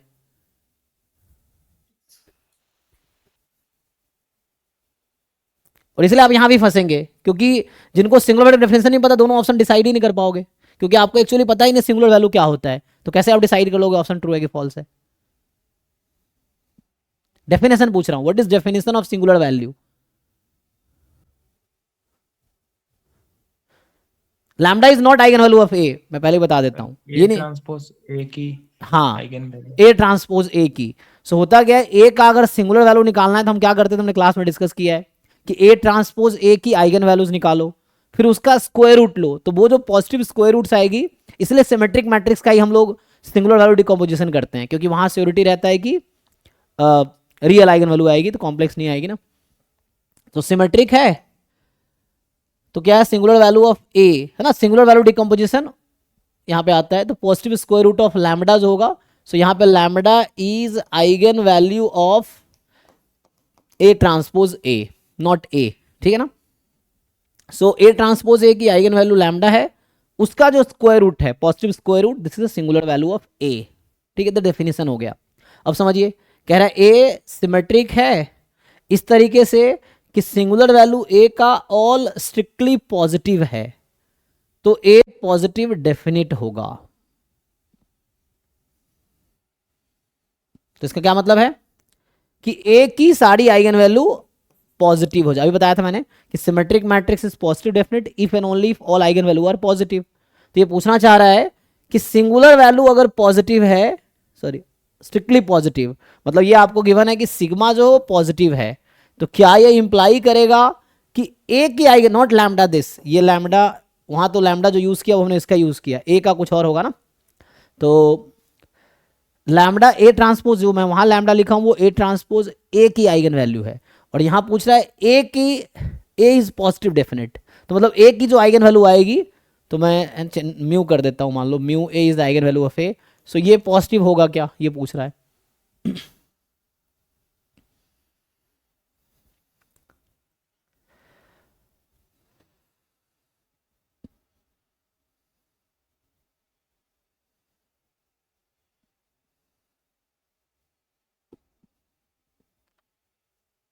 तो जब आपको अगर पता नहीं चलता है कि ट्रू है कि फॉल्स है, तो इसमें क्या करना चाहिए, एक रैंडमली एग्जांपल उठा लो जस्ट टू चेक, और मोस्टली क्या होता है गलत स्टेटमेंट आपको ऐसा मिल जाएगा तो गलत हो जाएगा। जैसे अभी किसने कहा ए सिमेट्रिक है और सिंगुलर वैल्यू सब पॉजिटिव है, तो ध्यान रखो ये सिग्मा पॉजिटिव है, इसके लिए लैम्डा को पॉजिटिव होना पड़ेगा।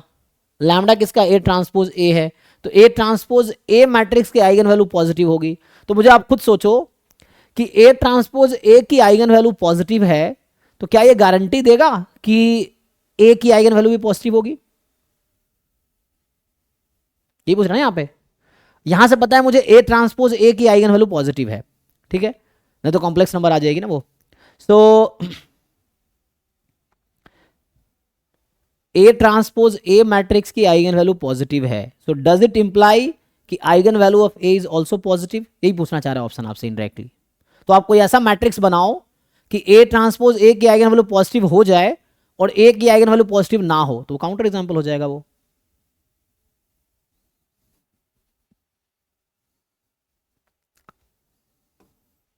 चलिए मैं आपको हिंट देता हूं, तो आसान सा एग्जांपल उठा लो, ये है ए, आप निकालो ए ट्रांसपोज ए, बताइए क्या आएगा। देखो तो कैसे एग्जांपल चूज किया, मैं इसको गलत दिखाना चाहता हूं, तो मैंने ऐसा एग्जांपल बनाया कि इसके अगेंस्ट उठाया एग्जांपल मैंने अभी, कि ए पॉजिटिव डेफिनेट कह रहा है, इसका मतलब सारी आइगन वैल्यू पॉजिटिव होगी, तो मैं इसको गलत दिखाना चाह रहा हूं, इसलिए मैंने उसका उल्टा एग्जांपल लिया कि एक आइगन वैल्यू 1 एक -1 है। अब इसके लिए चेक करते हैं क्या होता है, तो आप निकालिए ट्रांसपोज ए मैट्रिक्स क्या आएगी। इतना टाइम लगेगा भाई, ये आएगी आइडेंटिटी, इसकी आइगन वैल्यू क्या क्या है, 1 1 तो इसका स्क्वायर रूट क्या होगा। 1 1। सो मैट्रिक्स ए की सिंगुलर वैल्यूज 1 1 है, लेकिन मैट्रिक्स ए की जो आइगन वैल्यूज है वो -1 1 है, so this is a counter example to the third option, तो ये फॉल्स हो गया। यस।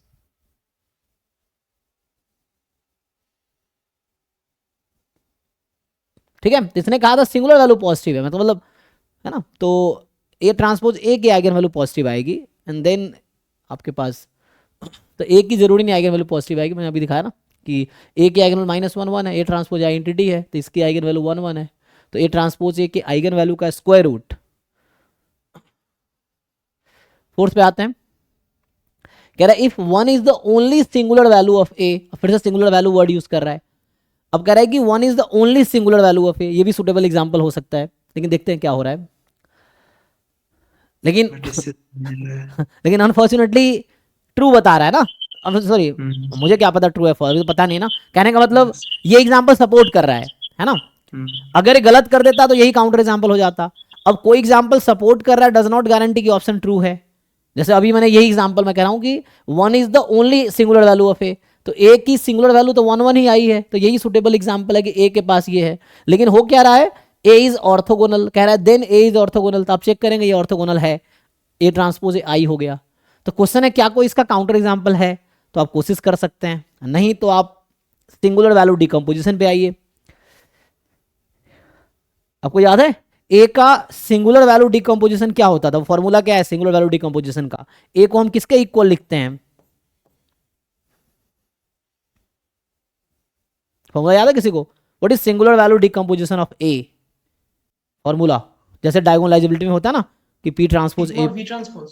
हाँ, सो क्या होता है यू सिग्मा वी ट्रांसपोज, ये फॉर्मूला है, U and V are orthogonal matrix and sigma को कहते हैं सिंगुलर मैट्रिक्स ना, और यहाँ का है ऑल सिंगुलर वैल्यू 1 है, तो आपको याद होगा हम लोग क्या करते थे कि ये जो सिंगुलर मैट्रिक्स बनाते थे, अभी मैं 2x2 की बात कर रहा हूं, तो यहाँ सिग्मा 1 सिग्मा 2 होता था इस तरह से, तो मतलब ऑल सिंगुलर वैल्यू 1 आएगी, तो यहाँ कहने का मतलब मेरा ये है कि यहाँ पे जो सिग्मा है वो आइडेंटिटी मैट्रिक्स है, दूसरा केस छोड़ो, एटलीस्ट यहाँ पे बात कर रहे हैं, तो ऑल सिंगुलर वैल्यू अगर 1 है ना, तो इसका मतलब है कि यहाँ पे ये सिग्मा जो होगी आइडेंटिटी मैट्रिक्स होगी, तो सिग्मा अगर आइडेंटिटी मैट्रिक्स है तो ये क्या हो जाएगा यू वी ट्रांसपोज, ये मैं प्रूफ लिख रहा हूँ इसका, ये ट्रू स्टेटमेंट है एक्चुअली, क्योंकि इसका कोई काउंटर एग्जांपल मिलेगा ही नहीं, आप ट्राई करते रह जाओगे, क्योंकि जो स्टेटमेंट थ्योरम है, ये थ्योरम है एक्चुअली, तो कोई थ्योरम है तो उसका कोई काउंटर एग्जांपल मिलेगा ही नहीं, है ना, तो आप ट्राई कर सकते हो, 1 2 एग्जांपल लोगे फिर आपको लगेगा ट्रू तो नहीं है, फिर आप प्रूफ करके देखो, ये याद है तो ठीक है, नहीं है तो ट्राई कर सकते हो प्रूफ करने का,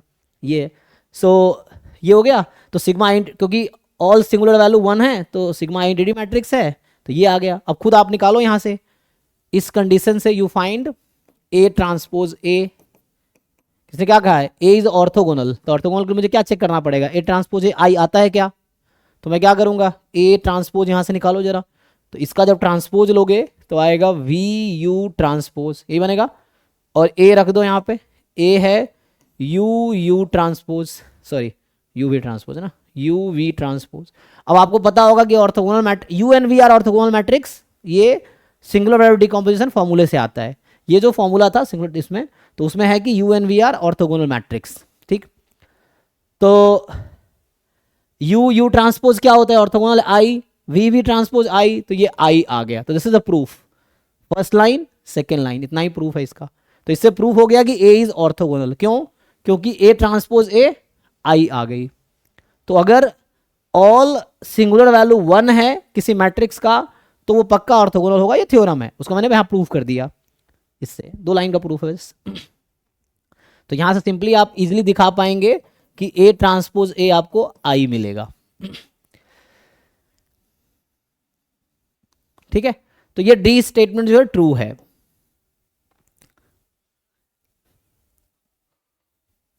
ओके जी, तो ये सिंगुलर वैल्यू डिकम्पोजिशन पे ये दोनों पार्ट जनरली था, क्योंकि सिंगुलर वैल्यू एग्जिस्ट कर रही है, देन वी विल हैव। आइए नेक्स्ट, अब ये डायगोनलाइजेबिलिटी पे है, देखिए ध्यान से, which of the following statement is are true, ये भी एमएसक्यू है, तो अभी है ना पीछे 3 4 क्वेश्चन एमएसक्यू भी था, सो ए कोई 3x3 की रियल मैट्रिक्स है, डिस्टिंक्ट आइगन वैल्यू, भी डायरेक्ट थ्योरम है, प्रूफ करने की जरूरत है नहीं, हम जानते हैं कि डिस्टिंक्ट आइगन वैल्यू है तो ईच डिस्टिंक्ट आइगन वैल्यू को corresponding linearly independent eigen vector मिलेगा, तो डायगोनलाइजेबल होगा ही, क्योंकि उन आइगन वेक्टर से हम पी बना लेंगे, पी इन्वर्टिबल मैट्रिक्स होगी, और पी इनवर्स ए पी निकालोगे तो डी आ जाएगी, डायगोनल मैट्रिक्स आ जाएगी। तो ये मतलब सिंपल थ्योरम है। तो ये सब अगर आप लोगों को याद नहीं है तो आपको थ्योरी पढ़ने की जरूरत है, जिन लोगों को याद नहीं है एटलीस्ट, क्योंकि पहले जब आप सिलेबस कवर करते हैं, डेफिनेशन थ्योरम्स पढ़ते हैं, तो याद रखेंगे तो बहुत सारे क्वेश्चन तो थ्योरम का डायरेक्ट स्टेटमेंट है, ये भी डायरेक्ट स्टेटमेंट है कि डिस्टिंक्ट आइगन वैल्यू वाले मैट्रिक्स हमेशा डायगोनलाइजेबल होगा, तो ये तो ट्रू स्टेटमेंट है, simple. So this is true. अब ए कोई 3x3 की रियल मैट्रिक्स है, इस तरीके से ए स्क्वायर डायगोनलाइजेबल है, तो पूछ रहा है ए डायगोनलाइजेबल होगा क्या। अब यहां पे सोचना पड़ेगा क्या ऐसा होगा। सो ए स्क्वायर डायगोनलाइजेबल का मतलब है कि A square P inverse A square P is some diagonal matrix. तो आपसे पूछ रहा है क्या कोई दूसरा ऐसा होगा। ओह हाँ, ये पूछ रहा है ना, क्यू इनवर्स ए क्यू, ये भी कोई डायगोनल मैट्रिक्स आएगी, ये डेफिनेशन है डायगोनलाइजेबिलिटी का, है ना। जैसे सिंगुलर वैल्यूटी का फॉर्मूला था कि U sigma V transpose is equal to A, तो वैसे ही डायगोनलाइजेबिलिटी का ये डेफिनेशन है कि A square diagonalisable if there exist an invertible matrix. तो यहाँ अजम्पशन है पी इन्वर्टिबल होना चाहिए, वहाँ पे अजम्पशन था U and V are orthogonal matrix. So P is the there exist invertible matrix P such that this, क्या ये हमेशा ऐसा होगा। तो आपको सोचना पड़ेगा, गलत है तो काउंटर एग्जाम्पल, सही है तो प्रूफ, या आपको थ्योरम याद हो, इस तरह से है। तो अगर आपको लगता है कहीं थ्योरम ऐसा पढ़ा है तो ठीक है, नहीं पढ़े हो तो आपको चेक करना पड़ेगा। बताइए, सो what is the counter example. A square diagonalisable है लेकिन ए डायगोनलाइजेबल नहीं है, हम ऐसा कोशिश करते हैं, है ना। तो हम एक ऐसा मैट्रिक्स ए लेंगे जो डायगोनलाइजेबल ना हो लेकिन ए स्क्वायर डायगोनलाइजेबल हो जाए। अच्छा देख, थ्योरम आपने पढ़ा होगा, ये तो डेफिनेशन था, जो अभी लिखा वो डेफिनेशन है। थ्योरम क्या होता है कि matrix A is diagonalizable if and only if minimal polynomial is product of linear factors, if and only if होता है। तो उसे चेक करना आसान रहता है जब मैट्रिक्स दिया हुआ है तो, इंस्टीड ऑफ एक और तरीका आप जानते होंगे कि matrix is diagonalizable if and only if arithmetic क्या था, multiplicity, A M is equal to G M, है ना। हाँ, arithmetic multiplicity is equal to geometric multiplicity. तो ये सब कुछ रिजल्ट्स हैं जो हेल्प करता है हमें क्वेश्चन सॉल्व करने में, instead of going through definition, क्योंकि डेफिनेशन से करना बहुत लेंदी हो जाता है। तो आप थ्योरम या तो मिनिमल पॉलिनोमियल वाला तरीका यूज कर लेंगे या एम जी एम वाला तरीका यूज कर लेंगे। तो बनाइए कोई एग्जाम्पल, कोई एक मैट्रिक्स बताइए जिसका मिनिमल पॉलिनोमियल लीनियर ना हो, लीनियर प्रोडक्ट ना हो। 0 0 0 1 0 0 0 0 0। मुझे कोई बताइए इसका मिनिमल पॉलिनोमियल क्या है। What is the minimal polynomial of this matrix.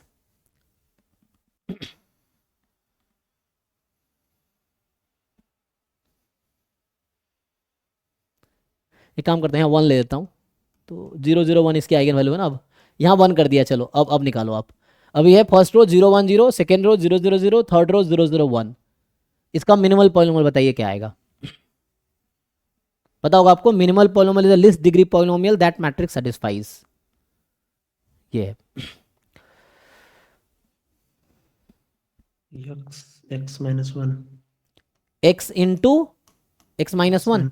ओह, फिर तो ये डायगोनलाइजेबल हो गया, लेकिन मुझे तो काउंटर एग्जाम्पल चाहिए। तो बाकी लोग चेक कीजिए, सही कह रहे हैं ये। x मतलब a इंटू ए माइनस आई 0 होगा। आप ये कहना चाह रहे हैं कि a मैट्रिक्स को a माइनस आई से मल्टीप्लाई करेंगे तो 0 मैट्रिक्स आएगी, ऐसा है जी। बाकी लोग देखो, क्योंकि मुझे ऐसा एग्जाम्पल ढूंढना है कि a डायगोनलाइजेबल ना हो और a स्क्वायर डायगोनलाइजेबल हो जाए, तो वो काउंटर एग्जाम्पल बन जाएगा इस तरह से।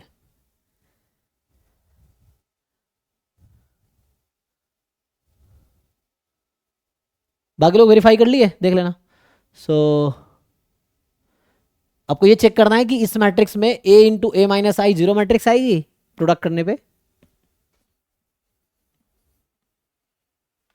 तो कोई बनाओ ऐसा एग्जाम्पल।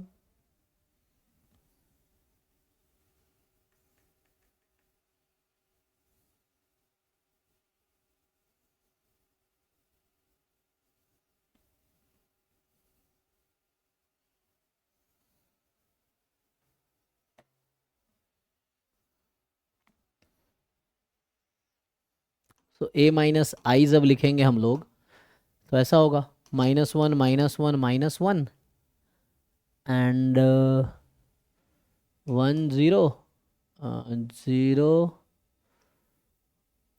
0 नहीं आई कर रहे हैं तो यहाँ जीरो हो जाएगा ना, और यहाँ पे 0 0 ये बनेगा a माइनस आई, तो आई डायगोनल पे ही होगा। अब इसको मल्टीप्लाई करना है a के साथ, या a को इससे मल्टीप्लाई कीजिए। जीरो मैट्रिक्स तो नहीं आ रहा जी। फर्स्ट रो का सेकंड कॉलम में तो -1 आ रहा है। हाँ एग्जैक्टली, जीरो तो नहीं आ रहा, इसका मतलब ये मिनिमल पॉलिनोमियल तो नहीं है। फिर एक ही पॉसिबिलिटी बचती है कैरेक्टरिस्टिक पॉलिनोमियल, है ना। ये जीरो नहीं आएगा, मतलब a इंटू अगर आ जाता ये जीरो नहीं है, a into a minus I zero नहीं है, जिसका मतलब है कि कैरेक्टरिस्टिक पॉलिनोमियल ही मिनिमल पॉलिनोमियल होगा यहाँ पे, क्योंकि थ्री डिग्री का कैरेक्टरिस्टिक पॉलिनोमियल है। तो कैली हैमिल्टन थ्योरम कहता है कि हर मैट्रिक्स अपना कैरेक्टरिस्टिक इक्वेशन को सेटिस्फाई तो करेगी, और उससे लोअर डिग्री का कोई पॉलिनोमियल नहीं मिलता है, तो इसका मतलब है कैरेक्टरिस्टिक पॉलिनोमियल ही मिनिमल पॉलिनोमियल है। तो यही मिनिमल पॉलिनोमियल है। और यहाँ से क्या पता चल गया कि ये एक्स स्क्वायर आ गया, क्वाड्रेटिक टर्म। तो हमने कहा था कि matrix A is diagonalizable if and only minimal polynomial is a product of linear factors, but ये क्वाड्रेटिक फैक्टर आ गया, तो इसका मतलब डायगोनलाइजेबल तो नहीं है। अब इसका स्क्वायर करो जरा, नाउ यू स्क्वायर करो, और सिमिलर चीज स्क्वायर करके आप मिनिमल पॉलिनोमियल निकालो, और देखो क्या आता है, क्या वो प्रोडक्ट ऑफ लीनियर फैक्टर्स आते हैं तो डायगोनलाइजेबल हो जाएगा, और नहीं आएगा तो नहीं होगा। इस तरह से देखिए जी बाकी लोग, you find A square, then A square को चेक करो डायगोनलाइजेबल है कि नहीं, तो उसके लिए मिनिमल पॉलिनोमियल निकालो, और अब चेक करो क्या प्रोडक्ट ऑफ लीनियर फैक्टर है।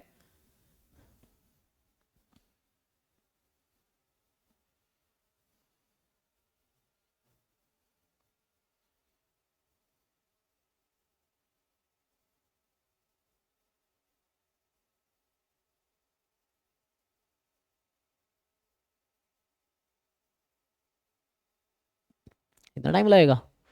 इससे कम टाइम में तो मैं कर लूँगा सॉल्व। बताओ भाई जल्दी। तो बोर्ड पे लिखना शुरू कर इतनी देर में तो मैं बोर्ड पे भी हो जाएगा। सर सेम आ रहा है ए स्क्वायर ए। ओह यही आ गया। फिर तो दिक्कत है, सेम तो नहीं आना चाहिए ऐसे। 0 1 0 0 0 0 0 0 1 यही ना। तो यहाँ से ए स्क्वायर इसको खुद से मल्टीप्लाई करना है, मतलब ए नहीं आ रहा है। सेम नहीं आएगा ना, आएगा सेम। नहीं सही से मल्टीप्लाई कीजिए आराम से, जल्दीबाजी नहीं है। 3 जो है एलिमेंट 1 आएगा, बाकी 0 आ रहा है। अच्छा, तो ये वाला 1 है बाकी 0, तो ये ए स्क्वायर आ गया ना। अब इसका मिनिमल पॉलिनोमियल निकालिए ए स्क्वायर मैट्रिक्स का, जैसे ये एम ए एक्स था। बाकी लोग क्या सो रहे हो क्या? बाकी लोग तो एक दो बच्चा है जो एक्टिव है, फिर कहते हैं सर एग्जाम में मार्क्स नहीं आया, बहुत मेहनत किए थे रैंक नहीं आ रहा। कैसे रैंक आएगा भाई? जो बच्चा घर पे मेहनत कर रहा है, क्लास में मेहनत कर रहा है, उसी का तो रैंक आएगा। तुम लोग अपना एनर्जी बचा रहे हो, सीधा एग्जाम में लगाओगे, और एग्जाम में कुछ आएगा ही नहीं तो लगाओगे कहाँ? जब सीखोगे तभी तो एग्जाम में लगाओगे दिमाग। क्लास में सीखना नहीं है और सीधा एग्जाम में दिमाग यूज़ करोगे बचा के।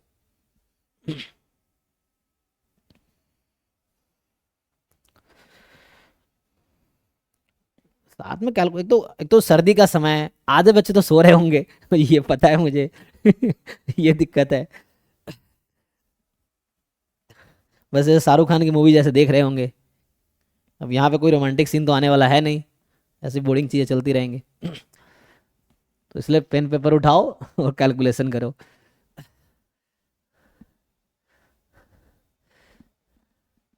क्या है मिनिमल पॉलिनोमियल, क्या आएगा इसका? ये तो मुझे दिख रहा है कि a माइनस आई जो है माइनस और क्वेश्चन ही आ जाएगा। ये आएगा। कौन सा केस? नहीं आएगा, x इंटू एक्स माइनस आई। इसका मतलब a इंटू ए माइनस आई का प्रोडक्ट जीरो मैट्रिक्स आएगा। तो ये काउंटर एग्जांपल है actually. Infinitely many counter example है इसके पास, क्योंकि कोई स्टेटमेंट फॉल्स है तो इनफाइनाइटली मेनी इसके पास काउंटर एग्जांपल है इसके पास स्पेशली। 1 मिनट बनाए, ऐसे और बना सकते हैं आप, तो उस तरह से मिल जाएगा। So this is the counter example for this statement, this is false, so B is false due to this. इसमें क्या हो रहा है, ए स्क्वायर डायगोनलाइजेबल है, ये डायगोनलाइजेबल है क्योंकि इसका minimal polynomial product of linear factor है। ए डायगोनलाइजेबल नहीं है क्योंकि इसका minimal polynomial product of linear factor नहीं है, if and only if condition होती है इसीलिए। नाउ थर्ड ऑप्शन पे आते हैं, पहले दो ऑप्शन डिस्कस कर लिया ना, तो पहला ऑप्शन ट्रू था। सपोज ये उल्टा होता सर कि ए डायगोनलाइजेबल है और ए स्क्वायर तब डायगोनलाइजेबल होता है कि नहीं? ओके तो ये तो मुझे लगा यहीं से आ जाएगा, वैसे ठीक है। प्रॉब्लम कहाँ हो रही है, जैसे ये होगा अगर P inverse A P D है, स्क्वायरिंग दोनों तरफ कर दो आप, P इन्वर्टिबल मैट्रिक्स है तो P1 स्क्वायर ए स्क्वायर P स्क्वायर, ये D स्क्वायर हो जाएगा, और D स्क्वायर तो मान लो ये D1 है एग्जांपल के लिए। तो ए स्क्वायर के लिए भी तो आइगन वेक्टर सेम आएगा ना? ए क्या आएगा, मतलब लैम्डा, तो ए स्क्वायर का लैम्डा स्क्वायर आएगा। हाँ आइगन वेक्टर तो सेम आएगा ना? वेक्टर सेम आएगा एग्जैक्टली। आइगन वेक्टर तो वहाँ पी कॉमन है। स्क्वायर की जगह पी रहेगा ना? देखना पड़ेगा, वो मैट्रिक्स इन्वर्टिबल होगा, सेम जनरेट करेगा, आइगन वेक्टर तो सेम मिलेगा। जो पी होता है कलेक्शन ऑफ आइगन वेक्टर का ही मैट्रिक्स। हाँ हाँ वो बाद में वो हो जाएगा, सही है, कोई दिक्कत नहीं है वो, क्योंकि दोनों तरफ वो है ना, पी ए पी इनवर्स भी तो है, तो वो जाके सिंप्लीफाई हो जाएगा, तो एट द एंड वही चीज़ है जो आप कहना चाह रहे हैं, वही रिड्यूस होगा। तो D1 स्क्वायर क्या आएगा, D1 तो नहीं आएगा, यहाँ D2 आ जाएगा, और P inverse A square P, तो वैसे तो ट्रू रहेगा, स्ट्रेट फॉरवर्ड ट्रू रहेगा, है ना, हो जाएगा ऐसे। हाँ क्योंकि ए और ए स्क्वायर के करस्पॉन्डिंग आइगन वैल्यू चेंज हो रहा है, आइगन वेक्टर तो कॉमन ही रहेगी, तो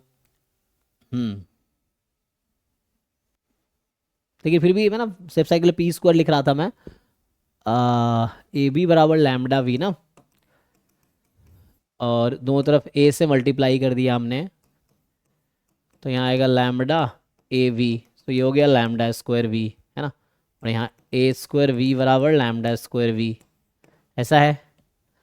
सो ठीक है, हाँ तो वी तो कॉमन ही है, वी कॉमन है, बस लैम्डा स्क्वायर आइगन वैल्यू हो गई, ठीक है। नाउ सी ऑप्शन पे आते हैं कि for a real number A B C this is diagonalizable, तो फिर से मैं वही थ्योरम यूज करूंगा कि matrix is diagonalizable if and only, क्या बोलते हैं, minimal polynomial is product of linear factor. इसका मिनिमल पॉलिनोमियल क्या आएगा, अगर आपसे पूछा जाए what will be minimal polynomial, चलो ऐसे स्टार्ट करते हैं, ए बी सी तीनों जीरो है, तो क्या लगता है मिनिमल पॉलिनोमियल क्या होगा, ए बी सी तीनों जीरो, अभी अज्यूम कर रहा हूं जस्ट मैं, सो उस केस में मिनिमल पॉलिनोमियल क्या है, तो जस्ट एक्स होगा क्योंकि जीरो मैट्रिक्स को सेटिस्फाई करेगी ये। अगर ए नॉन जीरो है तो क्या लगता है आपको मिनिमल पॉलिनोमियल क्या होगा, ए नॉन जीरो है, ये वही वाला एग्जांपल है जो अभी हमने बनाए थे ना, अच्छा नहीं वहां पे तीसरे वाला वन था, वो जीरो हो गया था ना, तीसरा वाला वन था ना, एक्स तो नहीं आएगा, फिर एक्स स्क्वायर आएगा, ठीक है, फिर ए स्क्वायर जीरो आएगा। मैं कह रहा हूं ए को नॉन जीरो लेते हैं, बी सी को जीरो लेते हैं दूसरे केस में, पहले कहा तीनों को जीरो लेते हैं, तो एक्स मिनिमल करेंगे तो जीरो आ जाएगा। हाँ तो ए स्क्वायर जीरो आ जाएगा, ये होगा। अगर ए बी सी तीनों नॉन जीरो ले लोगे ना तो एक्स क्यूब हो जाएगा। तो देखो अभी हमने क्या कहा कि matrix is diagonalizable if and only if minimal polynomial is product of linear factor, तो यहां पर तो आइगन वैल्यू कॉमन है ना, तो दूसरा आइगन वैल्यू तो आना ही नहीं है क्योंकि आइगन वैल्यू तो जीरो ही है, तो मिनिमल पॉलिनोमियल की तीन possibility, x, x square, x cube, क्योंकि इसका कैरेक्टरिस्टिक पॉलिनोमियल तो एक्स क्यूब है, और आपको पता होता है कि minimal polynomial divides characteristic polynomial, तो ये तीन कैंडिडेट है मिनिमल पॉलिनोमियल के लिए। अब सोचो किस केस में minimal polynomial product of linear factor है, तो ये तो क्वाड्रेटिक है, ये आउट, क्यूबिक आउट, तो only this is the favourable minimal polynomial for diagonalisable matrix. और ये मिनिमल पॉलिनोमियल होने का क्या मतलब है, मैट्रिक्स को जीरो मैट्रिक्स होना पड़ेगा, तभी एक्स मिनिमल पॉलिनोमियल हो सकता है ना। X is a minimal polynomial of a matrix A if and only if A is a zero matrix, if and only if, है ना, अगर x is a minimal polynomial of any matrix then a is a zero matrix, if and only if condition है। So इसका मतलब ये हो गया कि a b c को जीरो ही होना पड़ेगा, क्योंकि इन तीनों में से कोई भी एक नॉन जीरो हुआ ना तो एक्स स्क्वायर मिनिमल पॉलिनॉमियल होगी, 2 या 3 नॉन जीरो हुआ तो एक्स क्यू मिनिमल पॉलिनॉमियल हो जाएगी। तो एक्स होने के लिए तीनों को जीरो होना पड़ेगा, तो जीरो होना पड़ेगा, तो that is the true statement. ठीक है, ये ट्रू था, ये फॉल्स था, तो ये मिनिमल पॉलिनॉमियल थ्रू डिसाइड हो गया। तो लीनियर मिनिमल पॉलिनॉमियल लीनियर तभी होगी जब ये जीरो मैट्रिक्स होगी। नेक्स्ट है कि for real numbers A B C D E F, है ना, ए आपको दे रखा है सेमी मैट्रिक्स है ना, अच्छा बस नंबर बदल दिया, ए डी एफ यहाँ पे बी, ओके। दिस ए जो है डायगोनलाइजेबल है, बता रखा है फिर से, तो अगर वही चीज़ है, अगर ए डी एफ डिफरेंट होगा तो पक्का डायगोनलाइजेबल तो ऐसे ही हो ही जाना है, और नहीं है तब भी डायगोनलाइजेबल हो जाना है। कहने का मतलब ये है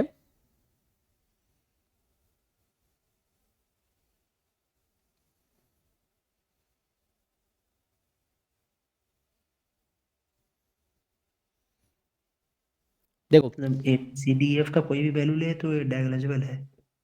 हाँ अगर डिफरेंट वैल्यू लेंगे तो डायगोनलाइजेबल तो है, वो दे रखा है मैं डायगोनलाइजेबल है, चाहे कुछ भी वैल्यू ले लूँ मैं, हम लोग A B C D E F की कोई भी वैल्यू उठा ले तो डायगोनलाइजेबल होना चाहिए, वो तो गिवन है कि डायगोनलाइजेबल है।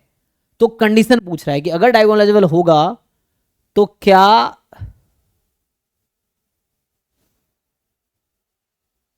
तो वो तो हम जानते हैं ना, इस मैट्रिक्स की आइगन वैल्यू क्या क्या है, ए डी एफ।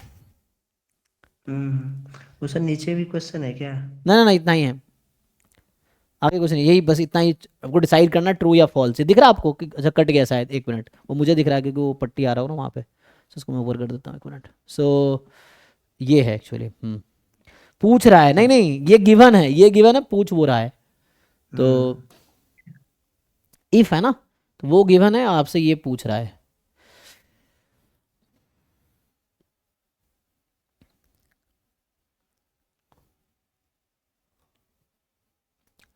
तो एक सिंपल सा एग्जाम्पल उठा लो, मैं ये कहता हूं अभी आपके लिए कि चलो ए मैं आपको दे देता हूं आसान सा, 1 2 3 0 4 5 0 0 6, बस एक वैल्यू चूज कर लिया।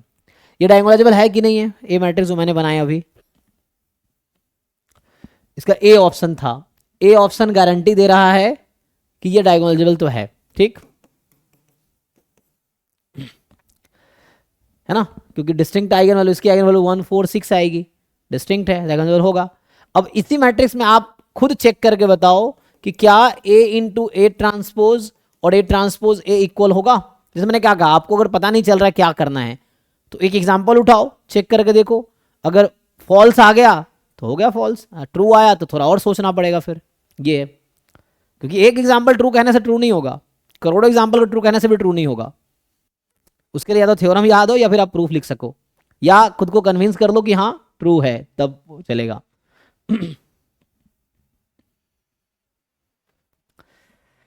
तो क्वेश्चन इज, क्या ओके है ये इस मैट्रिक्स में, क्या ए इंटू ए ट्रांसपोज और ए ट्रांसपोज ए इक्वल आएगी, ये डायगोनलाइजेबल है, जो इसने कहा था ऐसा एग्जाम्पल बनाओ, तो मैंने एग्जाम्पल बनाया जो डायगोनलाइजेबल है, तो मुझे ये चेक करना है, और मुझे ऐसा लग रहा है इक्वल नहीं आएगा शायद, देख लीजिए, क्योंकि डायगोनल मैट्रिक्स होता तो हो जाता, इसमें इक्वल नहीं आएगा, तो ये फॉल्स स्टेटमेंट होगा। बट आप चेक कर लीजिए, ए इंटू ए ट्रांसपोज निकालिए, ए ट्रांसपोज इंटू ए निकालिए, चेक कीजिए इक्वल है क्या, ये पूछ रहा है इक्वल है क्या।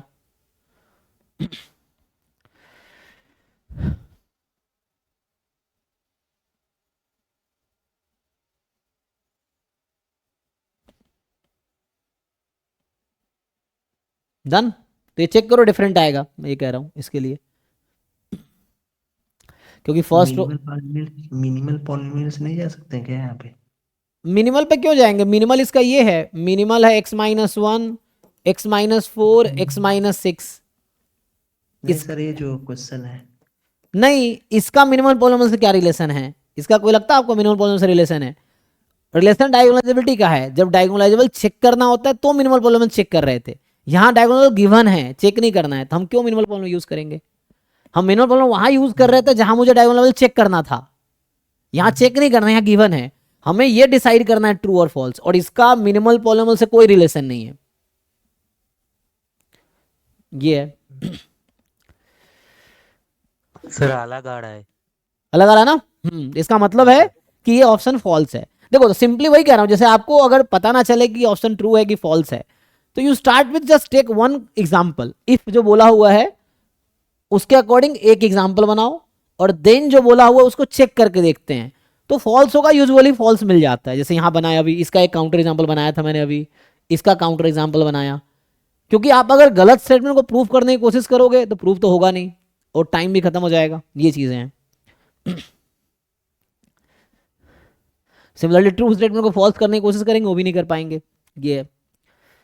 तो प्रैक्टिस करके आपको आइडिया मिलेगा क्या करना है क्या नहीं करना है। सो आइए नेक्स्ट क्वेश्चन पे। ये तो आसान है, पहले भी डिस्कस किया था ना। देखिए सो 4 ऑप्शन है, दिख रहा है चारों आपको। 7/8, 8 छुप गया होगा लास्ट में, 7/8 है।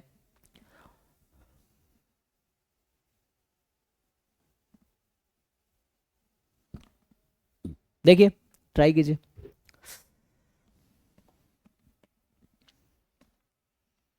ये कह रहा है कि ओमेगा जो कि नेचुरल नंबर है, ये जो ओमेगा लिखा है सेट ऑफ नेचुरल नंबर है। सो ओमेगा यहाँ पे सेट ऑफ नेचुरल नंबर है 1 2 3 4 अप टू इन्फिनिटी, और एच जो है collection of all subsets of omega का है।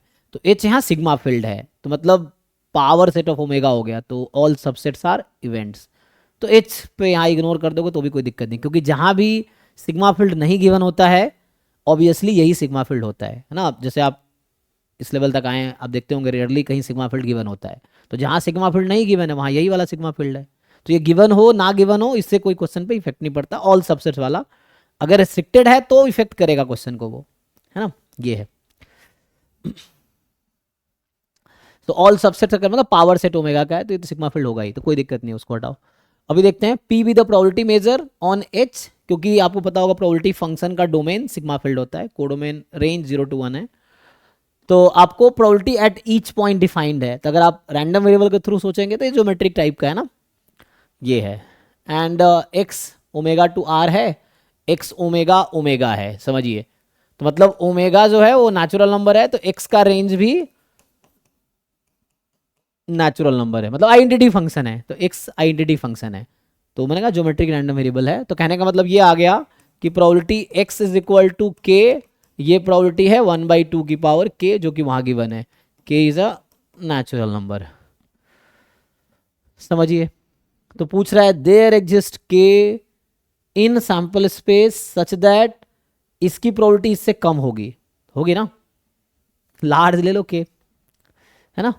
के tends to infinity, so probability of k will tend to 0, और ये एप्सिलॉन है, समझिए। तो ये एक फिक्स एप्सिलॉन है, यहाँ आर्बिट्री नहीं बोल रहे हैं ना, ये एक पर्टिकुलर एप्सिलॉन है। तो इनफैक्ट किसी भी एप्सिलॉन के लिए ट्रू होगा। जैसे आपको, अच्छा अभी जो उस समय कह रहा था मैं आपको वो चीज़ कन्विंस कर दिखाता हूँ। देखो जैसे क्या हम कह रहे थे कि हम लोग जानते हैं कि प्रोबेबिलिटी ऑफ के फ्रॉम 1 to इन्फिनिटी ये होता है 1 PMF का सम। और सीरीज का अगर अप्रोच आप लगाएंगे तो क्या समझ आता है कि सीरीज ए के, ये प्रोबेबिलिटी छूट गया यहाँ पे, प्रोबेबिलिटी ऑफ के समेशन 1 होता है, प्रोबेबिलिटी ऑफ के 1 होता है PMF के थ्रू। अब क्या जानते हैं, सीक्वेंस सीरीज अगर कन्वर्जेंट है तो सीक्वेंस की लिमिट 0 होगी, P of k will tend to 0 as के टेंड्स टू इन्फिनिटी। और इसको अगर आप इसी लाइन को मैं एप्सिलॉन के टर्म में लिखूं तो क्या होगा, for all epsilon greater than 0 there exist natural number n0 such that P of K is less than epsilon for all epsilon more than 0। ये बिल्कुल वैसे ही कंडीशन है जैसे वहां पे था, देखिए। तो वहां मोर देन था, यहाँ लेस देन है। तो लिख रहे हैं कि पी के लेस देन एप्सिलॉन होगा for all epsilon more than 0, लेकिन after those terms which this, इसका मतलब है कि पी के विल बी ऑलमोस्ट 0, मतलब 0 होगा, 0 के नेबरहुड में होगा, तो 0 है ऑलमोस्ट, जब के बहुत लार्ज है उसके लिए। एनीवे है ना, तो इस चीज को हम ऐसा लिख रहे हैं। अभी पॉइंट पे आते हैं सीधा सीधा। तो ये ट्रू स्टेटमेंट है, के बहुत लार्ज लेंगे तो वैल्यू उससे छोटी तो हो ही जाएगी।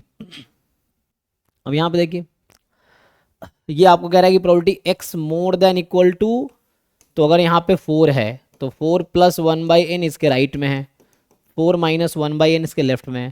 तो कह रहा है x की वैल्यू 4 + 1/n से ज़्यादा की प्रोबेबिलिटी बताओ। तो जब n टेंस टू इन्फिनिटी लोगे ना तो ये 4 प्लस एप्साइलॉन है, इस टाइप का समझो आप, है ना।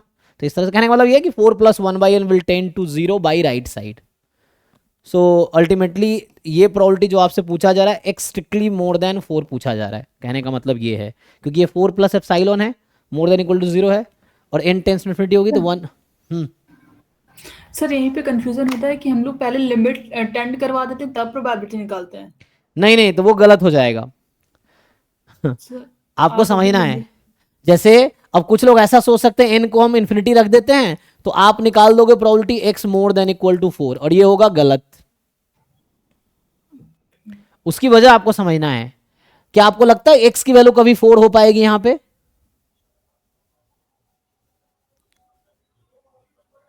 x है more than equal to 4 plus, यहां देखो ना, ये तो बना रहा था यहाँ पे, x की वैल्यू इससे ज्यादा है, तो आपको लगता है कभी 4 तक वापस आएगा? वो तो 4 के आगे चला गया, 4 प्लस n के इन्फिनिटी तक चला गया। तो डू यू थिंक x की वैल्यू 4 होगी कभी? नहीं sir. 1/n approaches to 0 by right side, तो 0 तो इंक्लूड होगा ही नहीं कभी 1/n के जगह पे। 1/n की वैल्यू एग्जैक्ट वैल्यू 0 कभी हो ही नहीं सकती है ना, टेंड करेगी 0 को वो। सो दैट्स वाई आपको ठीक से समझना है। आप ये नहीं लिमिट पुट कर दिए 0, पुट नहीं कर सकते आप। तो आपको ठीक से समझना है कि या तो फिर उस अप्रोच से जाओ कि पहले प्रोबेबिलिटी निकालो फिर लिमिट लगाओ, वो लेंदी अप्रोच है जो पहले मैंने कराए होंगे। तो आप पहले इसकी प्रोबेबिलिटी अलग से निकाल लो, फिर एंड में जब प्रोबेबिलिटी आ जाए तब लिमिट लगाओ, थोड़ा टाइम लगेगा। इसमें डायरेक्टली हो जाएगा इस तरीके से कि हमने कहा 4 प्लस 1/n से ज्यादा है, तो n अगर बहुत लार्ज भी है तब भी ये 4 के राइट नेबरहुड में ही रह जाएगा x, कभी 4 के लेफ्ट नेबरहुड थोड़ी जाके 4 को इंक्लूड कर लेगा, तो 4 को इंक्लूड कर ही नहीं पाएगा कभी। So that's why this quantity is 4 plus 1/x है ना, मतलब x मोर देन 4, तो इसका मतलब 1 माइनस CDF एट 4 या जो भी है, तो मोर देन 4 था, 1 minus probability less than equal to 4। तो कर पाओगे ना आप लोग? सो फर्स्ट पार्ट जो है, ये जो फर्स्ट पार्ट है तो ये है प्रोबेबिलिटी x 4 प्लस 1/n है, तो इसका मतलब है कि x is more then, strictly more than 4 होगा, क्योंकि ये 4 यहां पे है और 4 प्लस 1/n इसके आगे है, तो इससे आगे जा रहा है, तो हमारा x इधर है, तो कभी 4 को इंक्लूड नहीं कर पाएगा, तो x मोर देन 4 है। तो ये निकाल लो, है ना, 1 minus probability x less than equal to 4, और सम कर लो इस पे, 1 पे 1/2, 2 पे 1/2 स्क्वायर, 3 पे 1/2 क्यूब, 4 पे 1/2, 4 सबको सिंप्लीफाई करके 16 आएगा। फॉल्स है ना, सही है, ट्रू है। ट्रू है, अच्छा यही आएगा, ओके। अब वो चेक कर लीजिए, x लेस देन और इक्वल्स टू 4 के लिए 15/16 आएगा। अच्छा ठीक है फिर तो, हाँ तो 1 माइनस, हाँ, तो अगर ऐसा है वो तो जस्ट ये है कि 1/2 प्लस 1/4 1/8 1/16 है ना, यही ना, ये हो जाएगा। तो ये कितना आता है 15/16, ओके ओके फिर ठीक है। तो 1/16 इज फाइन, तो ये ट्रू स्टेटमेंट है ना, तो ये ओके है, पहला भी ओके था। अब यहाँ फिर से समझिए, सिमिलर लॉजिक यहाँ लगाओ। तो यहाँ पे क्या है, अब देखो पहला तो ट्रू हो गया, ठीक है ना, तो इसको हटा देता हूँ। यहाँ पे समझो, मैं अगर नंबर लाइन बनाऊं, इधर है 4 इधर है 5, 5 माइनस 1/n 5 के लेफ्ट नेबरहुड में है, 4 प्लस 1/n स्क्वायर 4 के राइट नेबरहुड में है, और हमारा x क्या हो रहा है, 4 प्लस 1/n स्क्वायर से लेके यहां से कहां तक जा रहा है, 5 माइनस 1/n तक। अगेन मैं आपसे पूछ रहा हूं, डू यू थिंक n बहुत लार्ज ले लूंगा तो 5 माइनस 1/n 5 के लेफ्ट हैंड नेबरहुड में रह जाएगी, और 4 प्लस 1/n राइट नेबरहुड में रह जाएगी, तो 4 और 5 कभी इंक्लूड ही नहीं हो पाएगा। So this probability is actually, अच्छा इक्वल लगा था तब भी कोई दिक्कत नहीं है, यहाँ ओपन था ऐसे तो कोई दिक्कत नहीं है। सो इस बीच में है ना x, तो यहाँ x होगा strictly more than 4 strictly less than 5, 0 हो जाएगा। ठीक है ना। और ये तो बीच में कोई नंबर है ही नहीं सपोर्ट में, सपोर्ट तो नेचुरल नंबर था, तो ये तो 0 हो गया, इस बीच में कोई फेवरेबल आउटकम है ही नहीं, तो ये तो 0 हो जाएगा। इसने 1/16 कहा है तो ये फॉल्स है, ठीक है। तो आप इस तरह से लॉजिकली ऐसे कर सकते हो चाहो तो। सर हाँ सर इसमें हम x minus expectation of x divide by under root variance से नहीं कर सकते? अच्छा, x माइनस इस वाले पार्ट में, सर z बना के मतलब उसको स्टैंडर्ड नॉर्मल वेरिएट बना के। ऐसा क्यों लगता है आपको स्टैंडर्ड बनाना चाहिए? सर शायद मतलब मैंने करके देखा था तो उससे भी आ रहा था, लेकिन नहीं तो वो कोइंसिडेंट है कि आ गया होगा, बिकॉज एक तो नॉर्मल ही नॉर्मल में कन्वर्ट होगा। यहाँ पे आपने पढ़ा ये ज्योमेट्रिक डिस्ट्रीब्यूशन है, तो ज्योमेट्रिक को नॉर्मल में बना सकते हैं, कन्वर्ट कर सकते हैं किस कंडीशन में? सर सीएलटी के थ्रू नहीं हो सकता? नहीं, सीएलटी के लिए सैंपल साइज इन्फिनिटी होनी चाहिए, लार्ज होने चाहिए। यहाँ तो सैंपल साइज 1 है, सिंगल रैंडम वेरिएबल है ये। सीएलटी में क्या होता है? अप्रोच तो इन्फिनिटी तक हो रही है इसलिए। नहीं नहीं नहीं, आपको समझना है, ये यही दिक्कत होती है एक्चुअली। क्या है, एक है x1 x2 xn, तो जहां CLT जो कहती है कि x bar minus mu sigma by root n converges in distribution to normal 0 1, ये तब है जब n वहां पे इंडेक्स है। CLT के स्टेटमेंट n क्या है? इंडेक्स है। इट्स नॉट लाइक जैसे एग्जांपल के लिए अगर कहीं ज्योमेट्रिक p है या ज्योमेट्रिक मान लो 1/n है, आप यहां भी CLT लगा दोगे, हर जगह n है इसका थोड़ी CLT लगा देंगे। सैंपल साइज इनफाइनाइट बहुत लार्ज लार्ज होने चाहिए, वहां पे सैंपल साइज के लिए डिस्ट्रीब्यूशन है। ये नहीं किसी को भी कन्वर्ट कर देंगे हम उसमें, ऐसा नहीं कर पाएंगे, ठीक है सर। है ना। ठीक है, तो ये आपको समझ आया। तो यहाँ वो हो गया। अब आते हैं लास्ट पार्ट पे। लास्ट पार्ट विजिबल है? सो चलो ऐसे लिखता हूँ, हमें पता तो है क्या क्या क्वेश्चन में कंडीशन था। तो क्वेश्चन में ये था x बराबर k 1/2 की पावर k नेचुरल नंबर है ना, ये कंडीशन था। पूछ क्या रहा है, xn is 3 plus minus 1/n की power n for all n, मतलब सीक्वेंस दे दिया आपको। अब पूछ रहा है p x less than equal to 1/n। अब ध्यान से देखो, इसको भी मैं प्लॉट करता हूं यहाँ पे। तो इसके पास 2 सब सीक्वेंसेस हैं, आपको समझ आ रहा होगा। ऑड n के लिए बनेगा 3 माइनस 1/n, इवन सब सीक्वेंस के लिए बनेगा, मतलब इवन n के लिए बनेगा 3 प्लस 1/n। तो इधर है 3, इधर है 3 माइनस 1/n, इधर है 3 प्लस 1/n। एक थ्योरम मैं याद दिला देता हूं आपको, x less than equal to x1 and x less than equal to x2, if and only if x less than equal to क्या लिखते हैं? ये थ्योरम है, मिनिमम ऑफ x1 x2,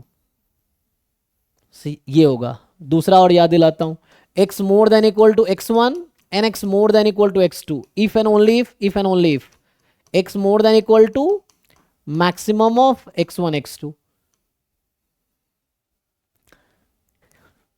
अब यहां लेस देन इक्वल टू का चक्कर है तो ये थ्योरम यूज होगा, या वैसे भी लॉजिकली आप देख सकते हैं। ये कहना चाह रहा है कि x less then xn when n is large. अब n लार्ज है तो आपको क्या पता ऑड है गिवन है, तो फॉर ऑल n होने चाहिए। तो हमारा जो क्वेश्चन है x less than this and x less than this, so what do you think, what is intersection? तो एट द एंड ये जो टर्म आपको दिख रहा है, this will reduce to x less than 3 minus 1/n, तो ये आएगा 3 माइनस 1/n। और ये फिर से लेफ्ट हैंड लिमिट ऑफ 3 है, लेफ्ट हैंड लिमिट है ना, और n बहुत लार्ज होगा तो कभी भी ये 3 को इंक्लूड तो कर नहीं पाएगा, क्योंकि 3 माइनस 1/n इधर है, हमें यहां तक जाना है, तो ये तो 3 तो कभी इंक्लूड हो ही नहीं पाएगा इसमें, चाहे n कितना भी हम लार्ज ले ले। ये ज़्यादा से ज़्यादा 3 के राइट साइड लेफ्ट साइड तक जा सकती है। तो ये एक्चुअली x लेस देन 3 है, और ये निकाल लीजिए। कुछ कंफ्यूजन है पूछिए। क्वेश्चन था limit n tends to infinity probability x less than equal to xn 7/8, और ये है 3 प्लस 1/n, ये है 3 माइनस 1/n, ऐसा समझ लीजिए आप चाहे तो। यहाँ आ गया x less than equal to minimum of 3 plus 1/n 3 minus 1/n। यहाँ से आपको देख के भी समझ आ रहा होगा x इससे भी छोटा होना चाहिए, इससे भी छोटा होना चाहिए फॉर ईच n जो कि लार्ज है, तो उसके लिए इंटरसेक्शन ये आएगा।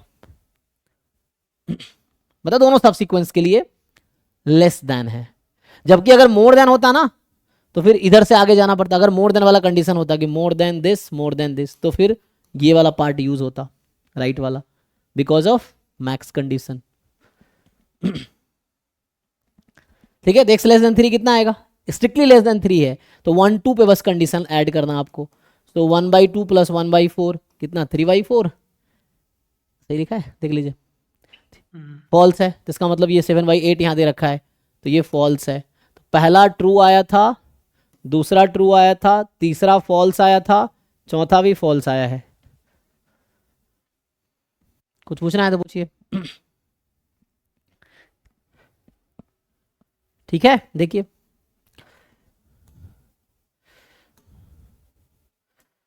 तो ये 50, तो अभी क्या 10 क्वेश्चन तो डिस्कस किए हैं। अच्छा ये सब 2 मार्क्स वाले हैं ना, इसीलिए अभी जितना भी क्वेश्चन हमने अभी डिस्कस किए सब 2 मार्क्स वाले हैं।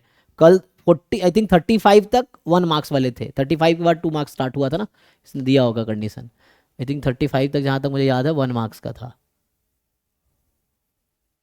उसके बाद लिखा होगा question number this to this is 2 marks each.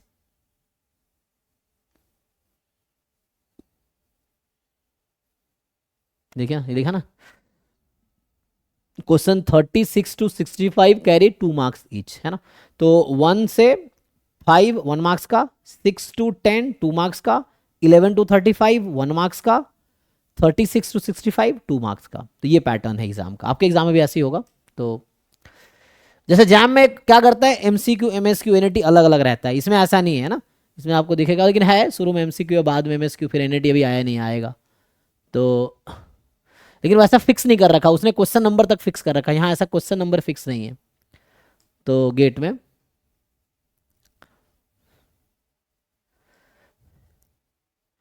सो हमने भी 50 तक डिस्कस किया है, टाइम तो हो ही गया, कल इसको कंप्लीट करते हैं। तो आप लोग कंप्लीट करके आइए सब लोग, 51 से लेके 65, एक क्लास और लगेगा इसमें। तो 51 से 65 तक कल कंप्लीट, कल हो जाना चाहिए ना, 15 क्वेश्चन हो जाएगा। तो ठीक है, 51 से 65 तक कल कंप्लीट ना। एनएटी लास्ट में है, यहाँ भी न्यूमेरिकल आंसर टाइप लास्ट में है एनएटी, लेकिन एग्जाम में सफल्ड रहता है, एग्जाम में है ना पेपर सफल्ड रहते हैं, सबके एक जैसा नहीं रहेगा, वैसा है।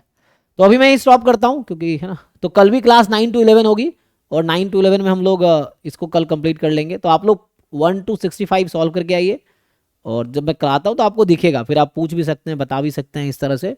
वैसा है, जब सॉल्व करके आएंगे तो आपको ज़्यादा समझ आएगा देन ऐसे ही देखने से। ठीक है, तो कल मैं 51 से स्टार्ट करता हूँ, 51 to 65 कल डिस्कस करेंगे। अभी डाउट क्लास होगी तो बाकी लोग जा सकते हैं। Thank you.